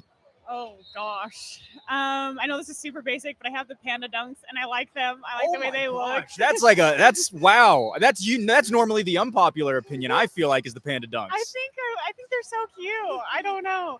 But then I also have like a couple Jordans. I have like some high top Jordans. I really like those. I don't know. They're all just fun. Classic right there. That's why I'm like, Yeah. yo, okay, she knows her thing right here. I thought she was gonna say Travis Scott. I would have liked. I mean, the Travis Scotts are cool. I can't believe the Panda Dunks. That's incredible. I know. I love that. It's very basic and trendy right now, so I think that's why I like them. Guilty pleasure. Guilty pleasure, just in general, or Maybe it's like I love ABBA or I love McDonald's double cheeseburgers. What is your guilty? Can I I take a want you to guess? guess. I want you to guess. I think it's reality TV. Am I incorrect? Yes. No, it's There we reality go. TV. I Know am a your reality analyst. TV Know your junkie. analyst. So, as on the Ultimate Fighter, my next goal is to get on Secret Lives of Mormon Wives. I think that would be so fun. maybe if I get married, then Salt Lake City Housewives. Real Housewives of Salt Lake City. That could be fun, also. You can beat them all up. That ain't fair. But they would beat me up verbally. I'm not a good verbal fighter, but like physically, yeah. Yeah, literally the nicest person in the entire world. I mean, it's pretty hard. It's pretty hard to ever be mad at Caitlin. Luckily, we've never had any issues in the broadcast booth or anything like that. You also train a lot at Syndicate. Yes. I am very curious for the future. You've been here in Utah for a little bit of an extended period of time. Is the plan to go back to Syndicate when you're healthy for another training camp, or is the plan to maybe stay here in Provo and work with the team at Agema? So right now my plan is to go train at Syndicate. It depends on if they have a lot of girls there. I know the girls kind of like ebb and flow. And so my last fight camp or my last two, it was kind of hard to get girls in there kind of. And so I'm just going to see if they have a lot of girls. I like working with John Wood. I think he's an awesome coach. He's really good for me mentally. And then also there's like a lot more guys my size at Agema now. So I'm kind of hoping I can like pull something together and maybe I'll stick around here. So I don't know. I'm kind of split 50-50, but I still have till next year to decide. Okay, so I've got a couple questions there. Number one, Okay. teammate Khalil Roundtree competing in the main event tonight. Yes. Who do you have in that fight? Obviously, John Wood been by his side all week. Yes. I am going to go with Khalil. I know he's a bit of an underdog, but he is a freaking monster. He is a beast, and he trains so freaking hard. So I'm hoping he pulls off the upset. Fingers crossed. I have a weird inkling that I think he can do it, Yeah. and it's solely off of this. I truly believe that when a UFC fighter becomes so famous that it's almost bigger than themselves, I think of Sean O'Malley back in 2020. I think of Conor McGregor when he fought Floyd Mayweather.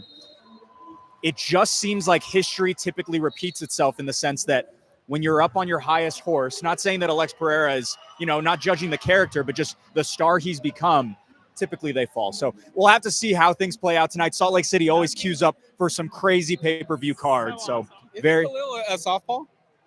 I believe so. I don't know off the top of my head. Southpaw. I think he does, and I don't think Pereira has fought a southpaw like that. So I got Roundtree. I feel like, okay, All right. I think we're all sitting here We're on. in the pot. Let's go. I love it. Team Fingers Roundtree. crossed. Fingers crossed. So my follow-up question, Caitlin, was talking about some of the people that you train with in the room.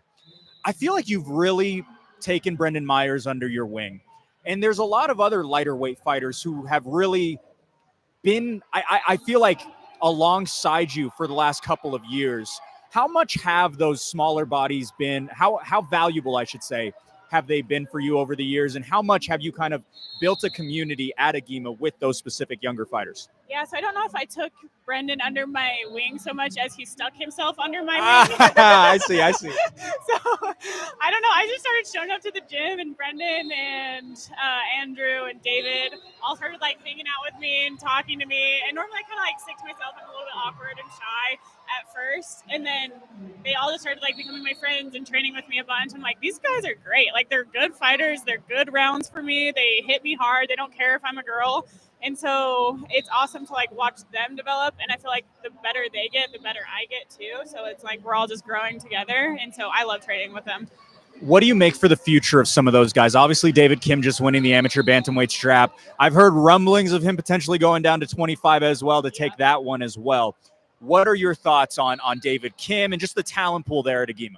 I think David Kim is probably, if not the best, like one of the best fighters out of Agema. I think he is so talented. He's so good. And I think he could go really far if he really decides to. I know he's juggling a lot, balancing. He just like opened up a martial arts gym and being a dad and stuff, but I think he could go far. Caitlin, one of the last things I wanted to ask you was specifically, you are, I know you don't like this, and I know that when we talk about it, you kind of shy away from it, but you are famous. You are very well known. You have a very large following. Have you ever had any weird interactions with fans or just out and about and someone comes up to you and talks to you and it's maybe just a weird interaction that you've had with someone? Or is it mostly online? Because I feel like that also happens. So online, of course, I get like a array of crazy people and things happening. But That's why I asked this question. I just want what the DMs look like. Whoa, can we pull them up? Can we pull them up? I don't know if they're appropriate. That but would we be a can pull 'em. wild video. I get a lot DM roulette. oh my gosh, I don't know if we would get shut off live. So yeah, I get a lot of weird things about my feet online, so that's why I blur them out. I get men trying to fight me. That's also weird. I've never had that in person though. Everyone in person is normally like so cordial, nice, and just like excited to meet me. But yeah, I just try to like become friends with the trolls or like agree with them, and they're like, what the, like, I thought she was gonna get mad and defensive, but no, she's like agreeing with me on this. So I don't know, I try to like win people over, but it is what it is. I feel like you've won the masses over time after time. Every time I've been able to interact with you, you're just one of the coolest, most humble people in the entire world, and cannot wait for what the future holds for you. What is the plan? Is it to be ready to go 7 months from today, or is it 7 months and then maybe, you know, a short 8 to 12 week fight camp? The goal is PFL $1 million tournament in 2025, whatever that takes. I want to get $1 million next year, so we'll see if we can do it. Once you win that $1 million, can you break me off a little some? Oh, all right. Just a little some. $2, I got you. Whoa. I mean, enough to get some pandas. I mean, All right, if you fight, let's be panda triplets. I could pay for your fight. You'll sponsor me? You All right. said there wasn't enough X's. I got one last question for you. Okay. Halloween's coming up. Do you have the costume ready? Ooh. So I'm not sure. I'm not 100% set on this. But if you watch The Secret Lives of Mormon Wives, there's a girl named Taylor, Frankie Paul. She's like the head girl of Mom Talk. And she was pregnant. So I think I'm going to be her. I'm going to be pregnant. And then her boyfriend is Dakota. And so I'm going to dress up my cat like her boyfriend. And so it's going to be Taylor and Dakota. That's crazy. Absolutely love it. Told you, reality TV. She loves it. That being said, Caitlin, such a pleasure to talk to you. Thank you so much for giving us a couple minutes of your day. Yeah, of Cannot course. wait for the future for you. It's always a pleasure. Beautiful.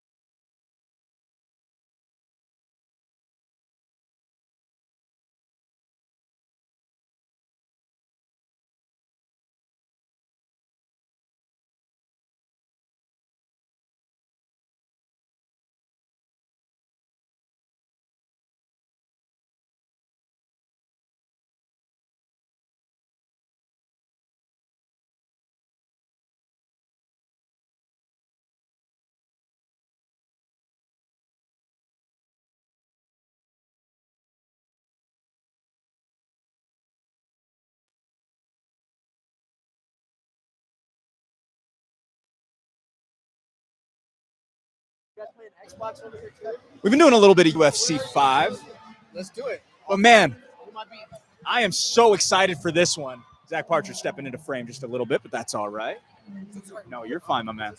You're fine. We are live on YouTube, So be careful. and very excited right now for the opportunity to chat with my man, Joel Haro.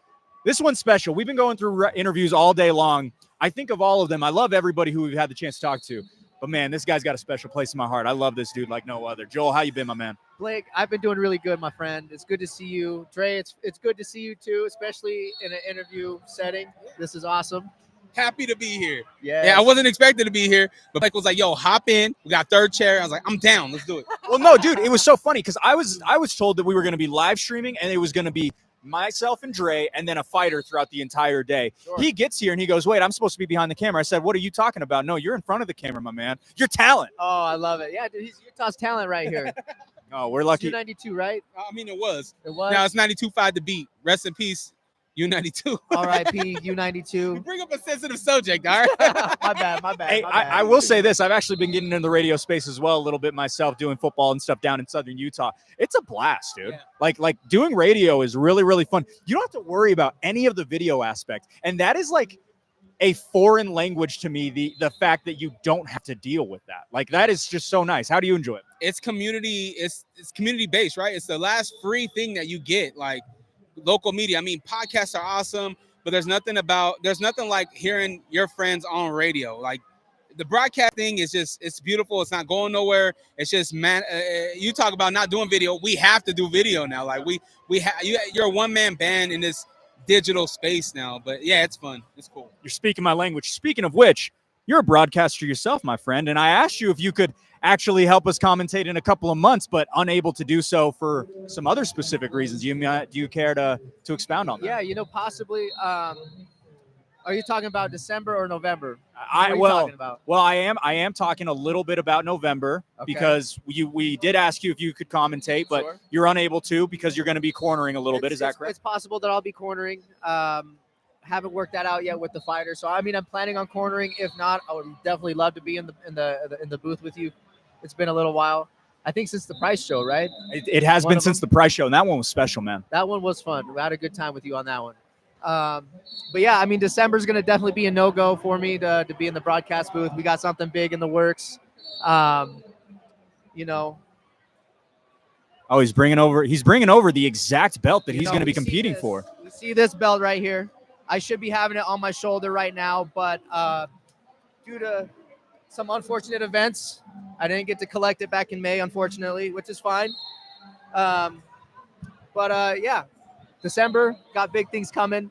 Can't really say what's going on. I mean, obviously I'll be fighting, but can't give out too many important details. So you guys are just going to have to hang out on the edge of your seats to find that out November 8th. I hate all this cryptic talk, man. You're fighting for a big promotion or fighting for a belt? What we got going on? I'm definitely fighting for Fierce. I'll be fighting here locally for Fierce at the Masonic Temple, putting on a show there.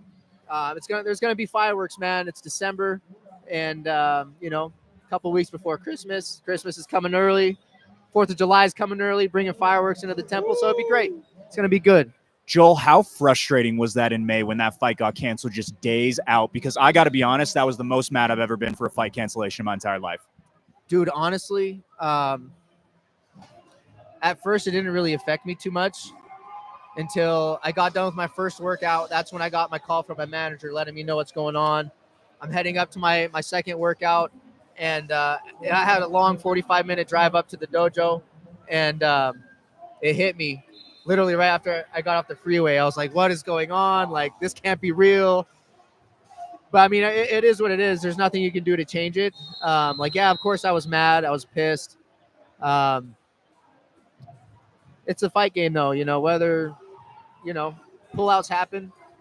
In fact, my first few fights as an amateur, my opponents pulled out. Three or four opponents pulled out. One guy showed up 2 weigh-ins, but didn't show up to the day of the fight. So, it definitely brought back some memories from my amateur career like that. But at the end of the day, man, I was ready. I was prepared. I put in the work, made a lot of sacrifices, with traveling and training and training with some big names and stuff. But, I mean, it just made me a better fighter in general. So, I mean, we'll just have to repeat the process again for this next fight and show everybody who the champ of Utah is.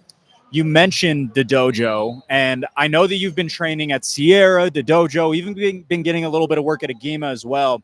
Where is home for you right now? Home is Utah. I mean, that's all I can really say. I mean, I kind of call myself a nomad now. I don't really have like a home gym I train out of. I train at the dojo once a week. I train at Dai Standing Boxing Club with Joe Bish once a week. I'm there at Agima twice a week. And then I'm at Sierra once, maybe twice a week. So, I mean, I'm kind of a nomad. I think Utah's my home in general. So, bringing Utah fighters together, I think that's what it's all about, supporting Utah fighters. Utah MMA is blowing up right now. So, But that saying of Utah versus everybody, right? Like I feel like that's the main goal is like, go and get a little bit of everything.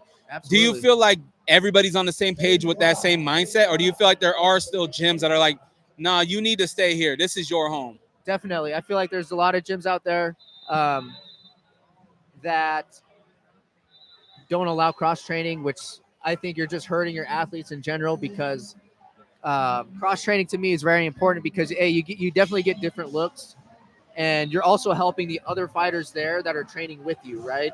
I know I'm not in a big show yet; it's happening, but I mean, like at the same time, like David Kim, for instance, The best bantamweight in the state of Utah. best bantamweight in the state of Utah, dude. That was so funny. That was so funny. I'm sitting there ringside recording his fight, and I'm hyped. I'm like, yeah, go David. I'm filming him. He sees that I was filming and walks right up. I'm the best bantamweight in Utah. I just looked at Cody. We just started laughing. I was like, oh, it's David, dude. You can't get mad, And then after the fight, he's like, in his post-fight interview, he's like, I might have said some things that I didn't mean, so I'm sorry. I'm not sure if that's what he meant, but like I thought it was hilarious he said that. We talk after the show. Joel, I am so sorry. I'm like, dude, you're good, man. Like, you're the best. You're part of the club, man. You're the number one amateur in bantamweight here. So like, the best train with the best, right? So, Joel, I have to ask you this. I was literally just a couple of days ago watching some tape back for two specific bantamweights, that being Jackson DeGray and Nasir Davis. We were watching it. We called that fight together.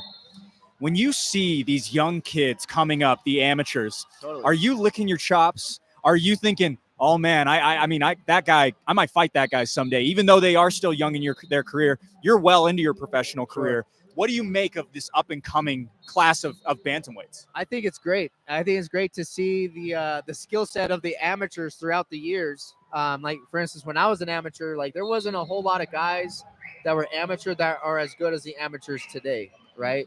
So it's cool to see an experience at least for myself when I was an amateur, seeing these guys fight, and then progressing into my professional career. But then looking back at all these guys that are fighting as amateurs, I'm like, dang, they got good cardio. They got good technical skills. They know what they're doing. Like, it's pretty cool to see. Honestly, I'm not really looking forward to a fight with either one of them, honestly, because I'm sure maybe one day we'll cross paths, but nowhere, not in my future. I don't see any fights happening with either one of them. If it happens, cool. We'll still put on a show regardless. But I've trained with Jackson DeGray a few times too. So I mean, people in the sparring room see us go at it, which is fun. Like we get the best of each other, I feel like. But no, I mean, I forgot your question, but no, that answers answered it. it. No, that absolutely answers it. You mentioned being a nomad, and I find it so interesting. You faced Kesley Collard, Warren Weingartner, obviously potential opponents in the future, like you just mentioned. Sure. You've trained with a lot of these guys after the fact. What is it like training with someone who you have fought and prepared for in the past and then going in the room with them with no stakes? Dude, it's actually pretty cool. So Warren and I, we train up at the dojo at Bobby King's gym. And like we've never partnered up. We've never drilled together. But, this last week we sparred. I saw that. And it was a lot of fun. And, Warren's such a nice guy.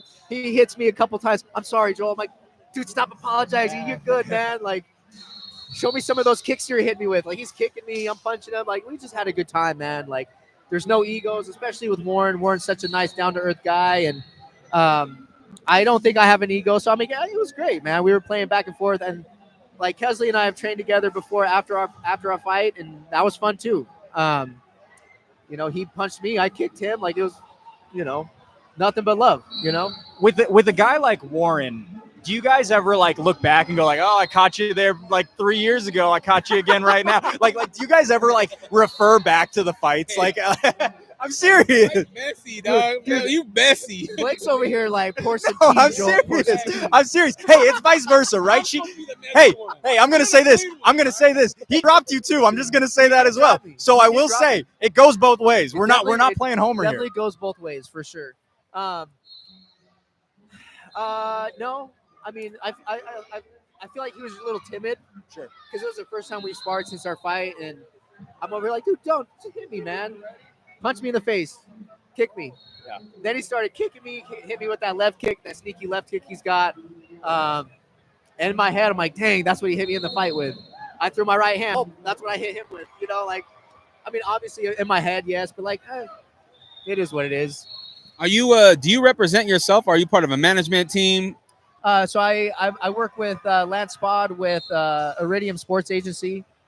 Jason House is the owner. I signed with them after my fight with Kesley, actually. Signed with them, and it's been good working with them so far. And I believe in their agency to get me where I want to be, and it's obviously shown in some of the fighters that they represent. So looking forward to the future for sure. Is it tough balancing business and focusing on being a professional fighter?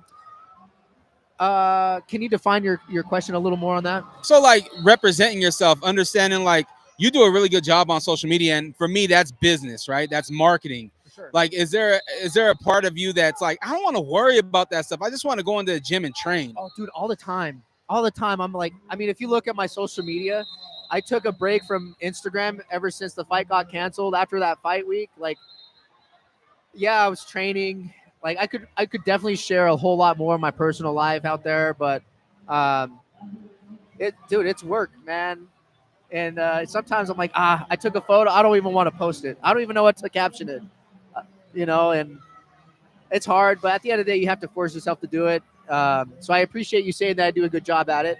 My Instagram doesn't tell me that I do a good job at it, but I appreciate that. Algorithms suck. It's something I don't think we'll ever understand fully. Totally. But I always tell people like Dominico Salas does a really good job at his social media. Absolutely. He's active and stuff like that. And I think that some of our fighters in our community need to take pieces of each other. Some people do really good with social media. People suck at social media. Yeah. And it's like you put on great fights. You need to build that following. You need to show your supporters like why they need to come and buy a ticket. Absolutely. Keep them informed on what's going on. That's why Totally. UFC does a great job with Embedded, is because they're investing into the storyline. Yeah, You know what I absolutely, mean? exactly.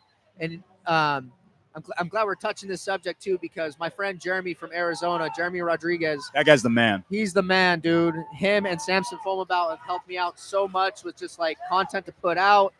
And like my friend Jeremy, he's come up to almost every single one of my professional fights to video everything that's going on from early Monday workouts on Monday of fight week to the weight cut to the end of the fight to the after party interviews after the fight, etc. And then you got Samson over here trying to teach me more about how to brand myself. This is what you got to do. You know, you got to get out and network. Like, part of that's a reason why you guys started seeing me travel out to Colorado, travel to different gyms, and just network with everybody, you know, which has been life-changing for me in itself. When I spent that last month in Colorado for my fight camp, it was awesome.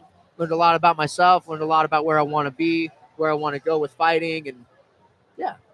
Where has Samson been? I feel like he hasn't been in Utah in a minute. Dude, Samson, He's all over the place. he's all over the place. He's another nomad, man, but like he's doing huge things. He went on tour with Five Finger Death Punch and Metallica. He's also been blowing up Subversive at their events in California and PGF, and just been competing. I know he's got a torn. Sorry, he's got an injury. He's fine. He's okay. He's completely He's okay. fine. Samson, if you're watching this, Nothing I am happened. sorry. Yeah, nothing happened. Can we cut that out?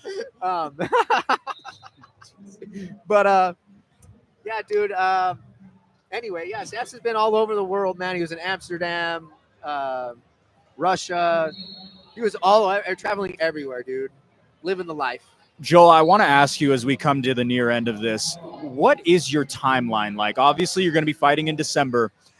A win there, where does that move you? And kind of just what are some of the talks with the management in terms of where your trajectory is over the next Sure. couple of years? I mean, I can't really speak too much on it, just because I can't release who I'm fighting. Sure.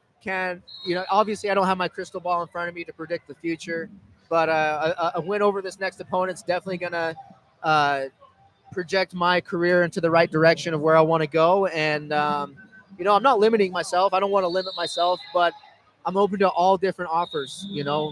If Glory came back and was like, dude, I would love to fight for Glory Kickboxing for you. I don't know, but if the UFC came knocking on the door, absolutely. You won one championship. All right, let's take a look at that for sure. Bellator, PFL. I don't know. We'll see. I'm keeping all my options open, but you just got to stay focused on the task at hand for December 13th. I just got to slow things down really quick. I've been covering the UFC all week long, been interviewing fighters, been in the room with all of them. And how has that been? It's been really, really cool. The entire time I've been thinking, could I envision Joel Haro there? And I Can can. you see Jolito on the stage and- at the press conference? And man. I genuinely mean this from the bottom of my heart. There is no one that I want to see succeed more than this guy because of the person that he is and the friend that he is, and also the commentator as well. You are just one of the cream of the crop when it comes to fighters here in the state of Utah, and we're extremely lucky to have you, man. Thank you, Blake. I appreciate that, man. And an iconic photo. The point, I told you it's going to the studio. I'm blowing that up. I'm hanging it in the studio. One of the greatest moments in Fierce dude. Fighting Championship history, no doubt about it. That was completely unplanned. It just kind of happened in the moment, So like looking back at it, I'm like, dude, that is so cool, And what got me even more excited was I'm not sure if you guys know who Eddie Albasolo is. He's a American Muay Thai legend out here in the States, and we follow each other on Instagram. I didn't know that until he liked that video that you guys had posted shortly after. And dude, I was like, dang, that's awesome. I'm getting a little bit of recognition from some of the people I look up to, So like, but yeah, like the spinning elbow stuff, that's something I've been working out a long time throughout my amateur career, and to be able to throw them now as a professional, like it's awesome, man. And when it works, I got you. One of the most talented guys in the entire state. Joel, how can people help and support you on this journey as you lead up to December? Absolutely. You can follow me on Instagram at Joel Haro MMA. If you're here in Utah and you want to learn how to throw some spinning elbows, hit me up for one-on-ones. And just follow along on the journey, man. Whether you hate me, you love me, I appreciate your support. That's kind of it is what it is, man. So just creating that fan base. I'm sorry, I got one last thing. Absolutely. What you got? What's your go-to meal after a fight? Oh, bro. I like that question. That's a good question. Pizza. I'm a Ninja Turtle at heart. So like, I just said you had the big backpack, look like Donatello. What's the toppings? What are you doing? Oh, dude. So it's a tradition after every single one of my fights, ever since I was an amateur to professional. We'd always do like a big after party at my house. Now my mom's like, hey, I'm holding all the after parties. You know my mom. She's the best. She's the best. So sweet. She loves everybody. She's like, all right, I got 5 pizzas. Sweet. There's always like barbecue chicken, buffalo chicken, cheese, pepperoni. I don't really mess with like the mushrooms and stuff on that. So usually there's a smaller one of that. I don't really touch it. But yeah, man, just pizza, and that's about it, really. I'm pretty boring. I love pizza, man. Yeah, dude, pizza's great. Hell yeah. Except it makes me feel like crap the next like 2 hours after. Last question from me. UFC 307 tonight. Who do you have in the main event and the co-main event? I'm gonna go with Alex Pereira, of course, for the main, and for the co-main, I'm going with Raquel Pennington. Because like I've trained at the gym that she trains at, and she's so nice. She's such a nice person. She's cool. And I also followed her career before she got into the Ultimate Fighter. She got in the Ultimate Fighter. I was rooting for her, and like, dude, I think she's awesome. I think she's gonna come away with the win. Not a huge Juliana Pena fan, so yeah, Raquel all the way. Joel Haro, everybody. Man, thank you so much. Really appreciate the time. Hey, thank you, Blake. Thank you, Dre. I appreciate you guys. I'm going with Rasa. You're going with who? Raza. Raza.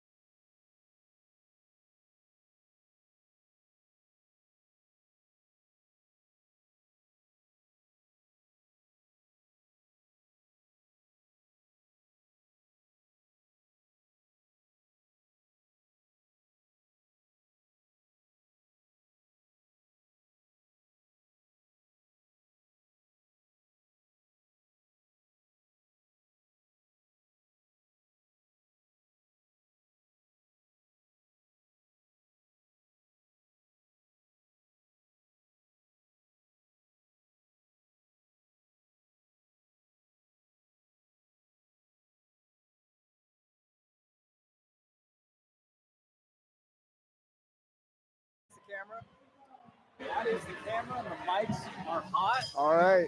All right, that being said, sometimes we get the opportunity to chat with some of the Fierce FC team members, and one of them that we haven't had the opportunity to talk to yet is our man behind the scenes, Sajan Champneys. Am I pronouncing that well? Yep. Champneys? Yes, sir. Okay. Sajan, it's so good to talk to you.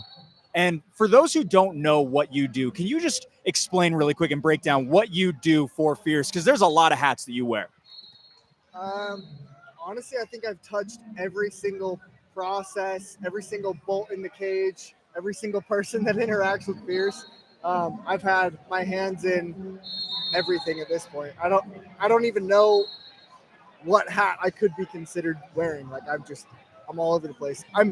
Everyone literally refers to me as Fix It Felix because that's my job, is to fix all the problems. Seen it firsthand. I've seen everything that you do. Yep. I'm waiting for you to hop behind the DJ decks and do that next. Well, I mean, I am kind of curating this after party thing, so I guess you could say I have my hands in that too now. There you go. What has been, obviously there's a lot of pressure, there's a lot of fun that happens with this. What is your favorite moment going through this whole thing with Fierce? I think at the core of my being is I just like to build stuff.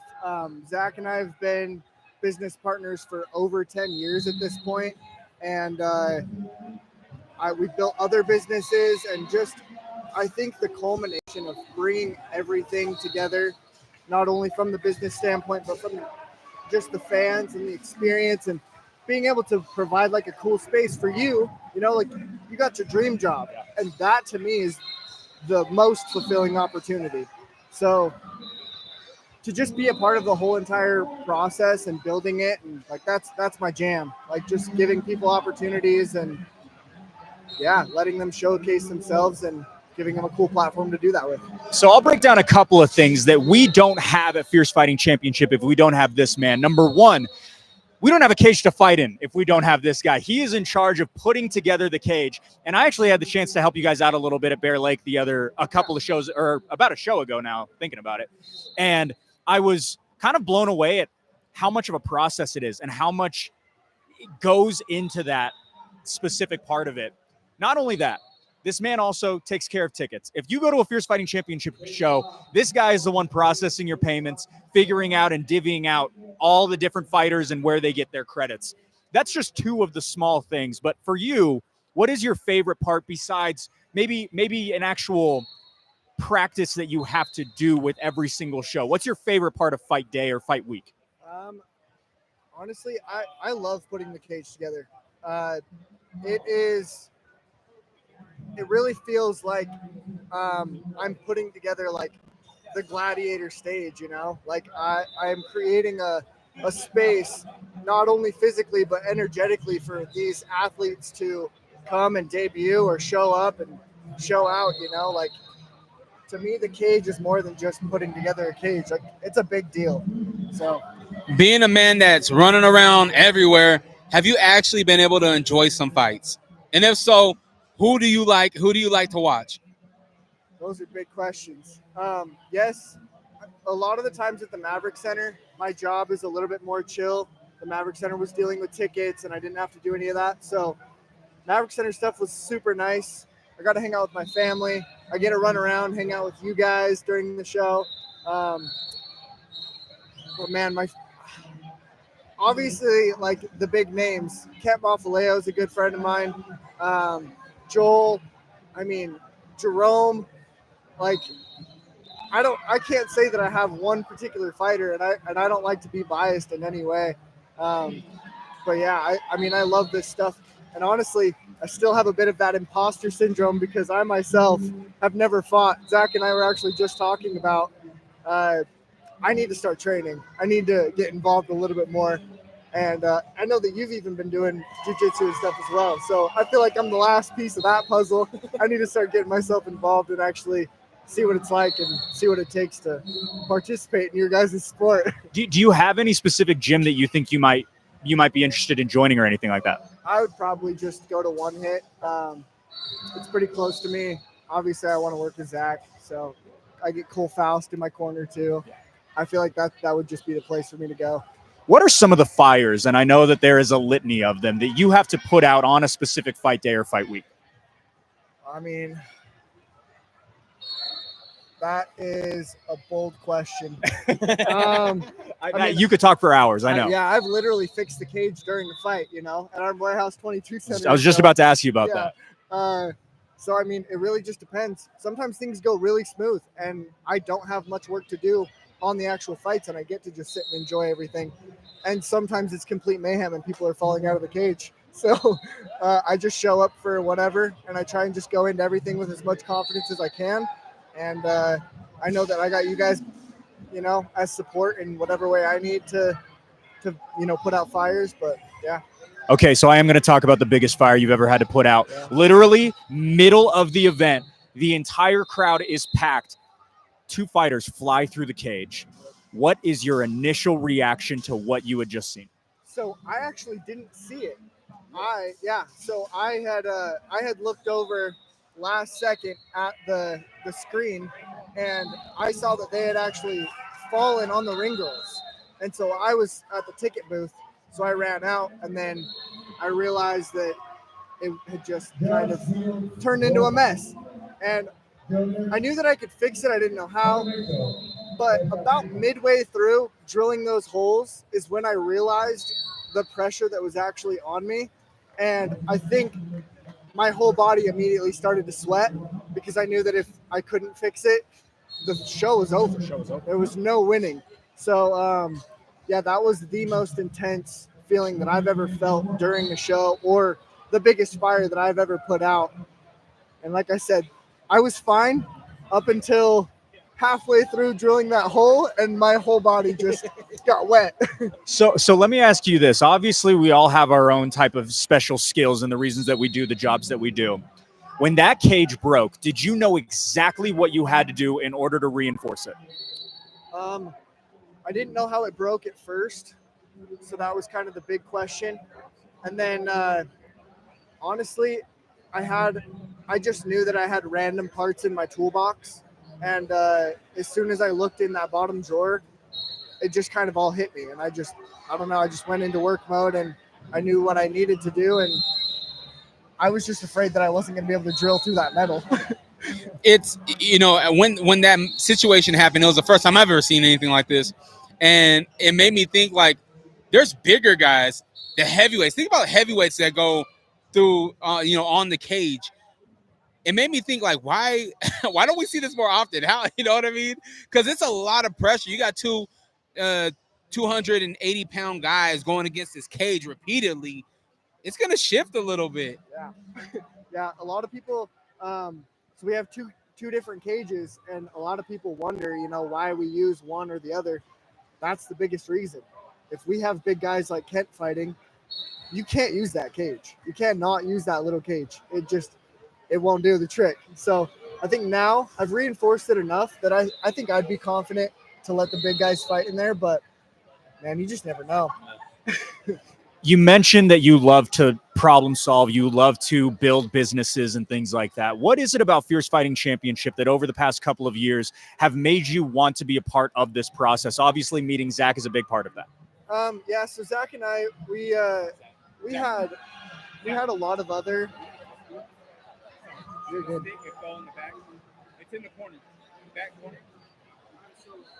So this is actually a perfect example. Zach likes to cause a lot of problems, and usually I'm the one to fix them. Sorry. Crisis averted. Thanks, Crisis averted. No, Zach and I we've been business partners for, like I said, 10 plus years. He started fighting, training, and then Jason came along with Damage Plan podcast, and I just kind of got involved in that whole thing, and we loved the idea of starting their own promotion. And that whole story is kind of crazy, but we were actually going to buy Steel Fist. That was our initial push. They came back with a number. It wasn't really within our budget.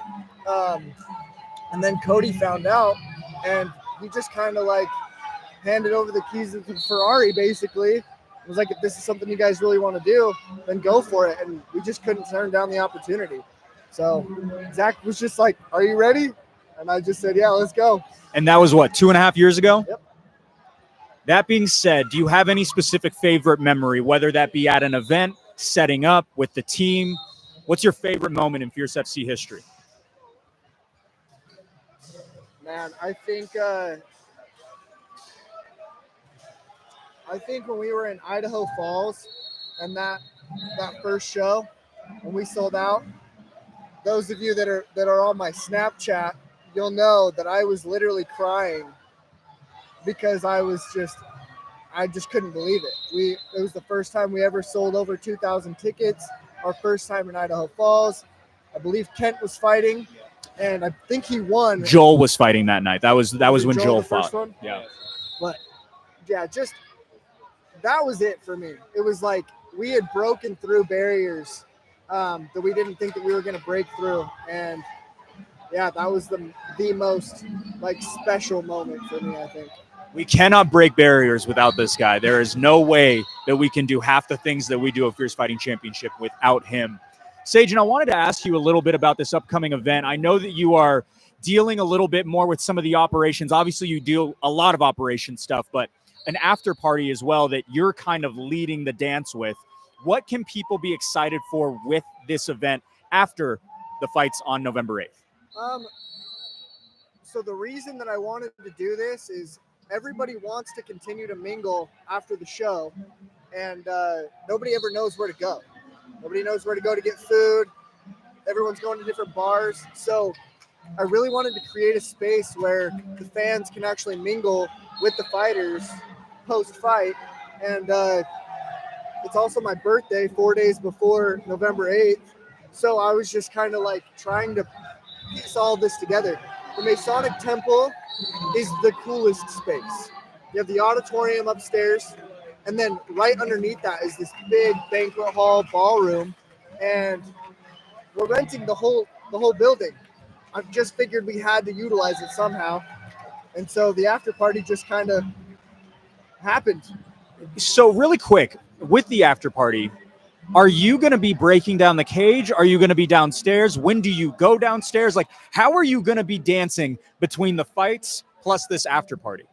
That's kind of the real test for me, I think, is I want to see, have I created the teams that I need in order to be able to step away from everything a little bit more. I've built a really solid team for the cage. We're super efficient. Like you saw in Bear Lake, we ripped that thing down in 1 hour. So the plan is tentatively the show ends 10 to 11 o'clock. I get everybody started. We get everything moved out by 11, which is when the official after party will start. And then we're good to go. I don't know if you know all this yet, but if you buy a ticket to the show, is that an automatic admission to the event, or is it a separate payment? How does that all work? It's a separate payment. So if you buy a ticket to Fierce, there's a half-off ticket to the Glow Pop after party. Very cool. Yep. Very cool. Dre, any other question you got for Sage? I know a DJ. Dude, I would love to have you. Honestly, if you're good for it, let's talk about it. Cool. Yeah. Unedited, right? Yeah. All right. Sure. That's another question that we keep getting asked. Is it 18 and older? I don't have a solid answer for you yet. As long as the bar is checking IDs at the moment, then I don't see a problem with anyone under the age of 21 participating in that. But I will let you know, and then you can let everyone else know. That will be the plan. This man builds systems, and he does an incredible job at it. Sagen, thank you so much for taking a couple minutes out of your day. Appreciate you, my man. Yeah. Perfect.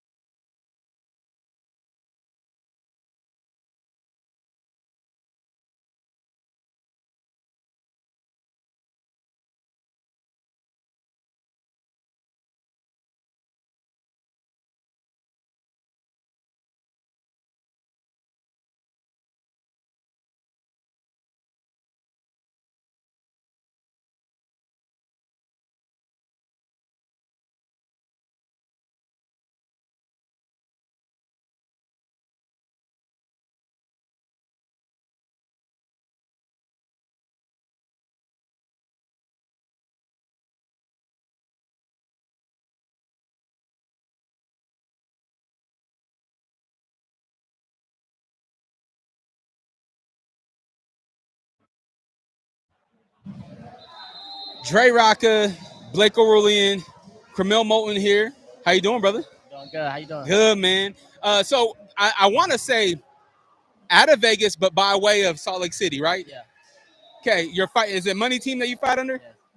How does it feel to be a professional boxer so young? It's amazing. I worked since I was a little kid, 4 years old for this. So, it's really just a dream come true. I knew all my hard work would pay off. And, I'm just getting started really in the professional ranks, So I plan to go a long way with it and just take it as far as possible. You are growing so fast. I mean, you're getting notarized by people from here in the States, from outside the States, everywhere. Like the spotlight is on you right now. Do you feel pressure with so much attention? Of course, there's always going to be pressure, especially with like the attention like that. But, pressure makes diamonds and, it's like I'm a diamond, and I'm a shine. Who got you into boxing? Was your pops? Yeah, my dad got me into it when I was real young. He grew up boxing a little bit. He's a big fan of the sport. And then so when I was born, he introduced me to it. Then I told him that I wanted to do it. And we've just been going ever since with it. My son, Tavian, he fights out of Durham Boxing here in Bluffdale, Utah. And he's been doing it since about February. So it's very basic. He's learning his footwork, everything like that. But there are some days where Dad has to kind of like, yo, let's go to the gym. Let's do this thing. Did you ever feel like, man, Dad, I don't want to do this? No, not that I didn't want to box. But of course, there's days where you don't want to go, Every day, most days you're not going to want to go, really. But you got to dedicate yourself, You got to do things that you don't want to do, especially if you want to be great in anything. And, of course you want to box, but sometimes you don't want to put in the work, but you have to. It's part of it. You talk about being great, and obviously you have a very high ceiling and a very talked about boxer up and coming. What is it in terms of mindset that you have to have in order to be unwavered and unshaken at such a young age? You have to be very mature to rise the ranks at a young age like yourself. Yeah, definitely. You have to be mature. You have to understand the game and how serious it is. And I just have to believe in myself. I'm young, but, I've been doing this a long time. I got a lot of experience. So, I'm on the same level as all the other guys, that's older than me, all that. If anything, a higher level, And, I just have to believe in myself and put in the work. When it comes to the talent pool in boxing, guys your age, are other people on your radar that maybe you want to meet down the line? Or is it more so just focusing in on yourself and whoever comes, it's all game? Yeah, I'm mostly focused on, me. I'm just whoever my promoters stuff put in front of me, my next opponent, that's what I'm gonna focus on. But of course, there's a lot of guys, my age that's coming up the ranks just like me, and I'm sure we'll meet down the line. How do you stay focused off of the girls? I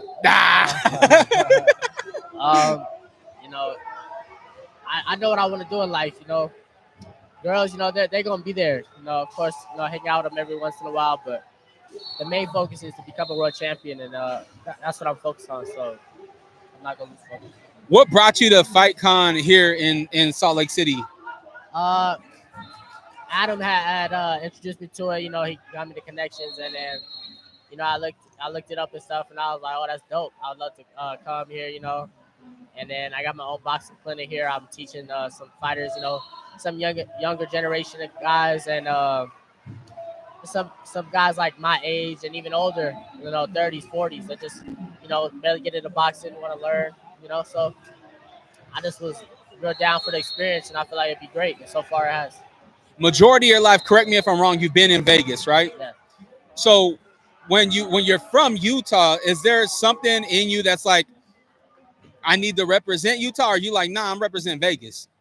I was born here, so I represent both. I grew up in Vegas. Vegas showed me a lot of love, and I want to build that love and repertoire out here in Utah. I want to get the city behind me and have their support as well.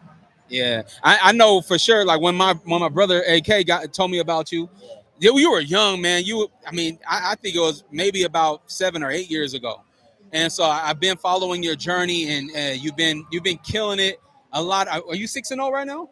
5-0, about to be 6-0 next weekend. Oh man, professionally. Yeah. Now, is it you get past this fighter? Are you trying to fight again before the end of the year?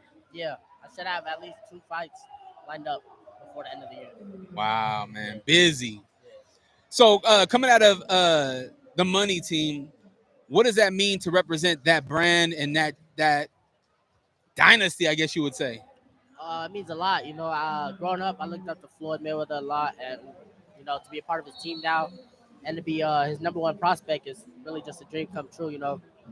And I plan to live up to the Mayweather Promotions name, and just I don't know, just live up to the name and put on great performances.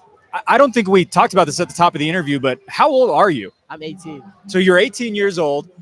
That being said, when did you turn pro? I turned pro when I was 17.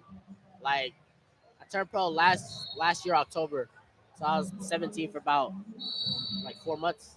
Did your parents have to sign any specific documentation to allow you? Yeah, they had to sign quite a few papers to allow me to fight because I was underage, of course. So, yeah. What about, or I guess I should say this, when you look at boxing as a whole, who are some of the guys that you looked up to and kind of watched? Obviously, Floyd Mayweather's got to be one of them, but who are some of the other names that you have watched throughout your life and really gone, I want to compete and fight more like that guy? Of course, Floyd was number one. Like I grew up looking up to him. I watched a lot of like Sugar Ray Leonard growing up. A lot of all the great guys. All Lee Tyson, of course. Well, it's a lot of Sugar Ray Robinson, a lot of Aaron Pryor, a lot of James Toney, a lot of legendary fighters back in the day. I watched really all of them, put it all together. What makes a great boxer in your eyes? Hard work, dedication, drive, and I say the great boxers, they all have some God-given talent. Because a lot of fighters, but it's God-given talent with hard work. So a lot of people, they can be talented, but they don't work hard. They'll get outworked and not dedicated. They won't make it. So and then there's other guys, they work hard and work countless hours, dedicated, but they don't have the talent. They can only go so far. So I feel like the real great ones have both combined, and that's why they are where they are. What is that special God-given talent that you have? I feel like my speed and my skills, just my vision in the ring. I'm able to see things and work off counters real well. So yeah. I was gonna say IQ. Yeah. For as young as you are, and it's not even. I hate to say young because you've been in the gym your whole life. You've been working on this skill your whole life. But your IQ, the way that you see a fight, is different from other people. Right. Yeah. And I think that's God given. Like to be able to see like the fight that you're in. I think that's God given. Definitely. So what are you gonna buy with your first big bag? What do you want? A house, a nice house. Then after that, another fight. Then I'll probably get like a business. Then after that, I'll start spending on some toys and stuff. Okay. I like that. Building up the assets, making the right money moves. That's a good idea. Invest. Yeah. Invest, man. Take care of your monies. That's right. Will we see you more often in Utah? Yeah, definitely. Right now I got a few fights coming up, so I'm in camp in Vegas. This will be I'm out here, of course, this weekend. But after this, I'll probably be back 2025. If not, I'll be back in December. I'll try to, but if not, 2025, you'll see me a lot out here for sure. Being a young guy in a career where the spotlight's on you, social media can be the devil. Social media can also be really good to see too. How do you make sure that you stay in this medium space, not to get too high, but then not to get depressed either? Right. Yeah, it's definitely hard, because I have a big following on social media, and so I got to make sure I stay humble, and my dad helps me a lot with that. He makes sure I never forget where I come from, never forget how I got to where I'm at by hard work. None of it was handed to me, so, he reminds me of that all the time, and I make sure that I keep working hard in the gym. I stay focused, and at the end of the day, that's all social media, we live every day in real life, so you got to do what you need to do. Social media is just social media at the end of the day. What does your pops mean to you? What does family mean to you? Everything, family, what makes me work so hard. I want to make a life for my family, and for my future family, you know, and they just push me every day to work harder. Outside of boxing, what brings you joy? Outside of boxing, hanging with my family, my friends, playing video games. What games you play? What's your go-to? Call of Duty. You know the Black Ops just came out. Yeah, I have it. NBA 2K, Madden. What else are you playing? Isn't Vegas about to get an expansion team? What there talks about NBA getting a team out there? There's talks. It's Yeah. not confirmed by any Yeah. means. I think, yeah, we'll see. Probably, see, like Vegas is becoming like a sports. So they starting to have a lot of sports teams. They got a baseball team coming now, MLB team I heard. So The A's aren't. yeah, yeah, we got the Raiders, and then they got a WNBA. So they're building up. So yeah, I wouldn't be surprised if they have an NBA team soon. What's your after your fight? You know, you've the work's done. What's your go-to meal? The night of the fight, I'll probably get some tacos or a burrito, and then the next morning I'll probably get like some waffles. Are you a Tacos El Gordo guy down there in Vegas? Yeah. That place Yeah, is fire. My wife and I stop there every time we go down south. That's where we stop. Yeah, fire. Khalil, man, we appreciate your time, brother. Anytime that you're in Utah, bro, Sure. I would love to talk to you, man. Just kick it, Yeah, definitely. especially with your journey, man. I love to see it. Props to your pops, man, and the whole team that you got, man.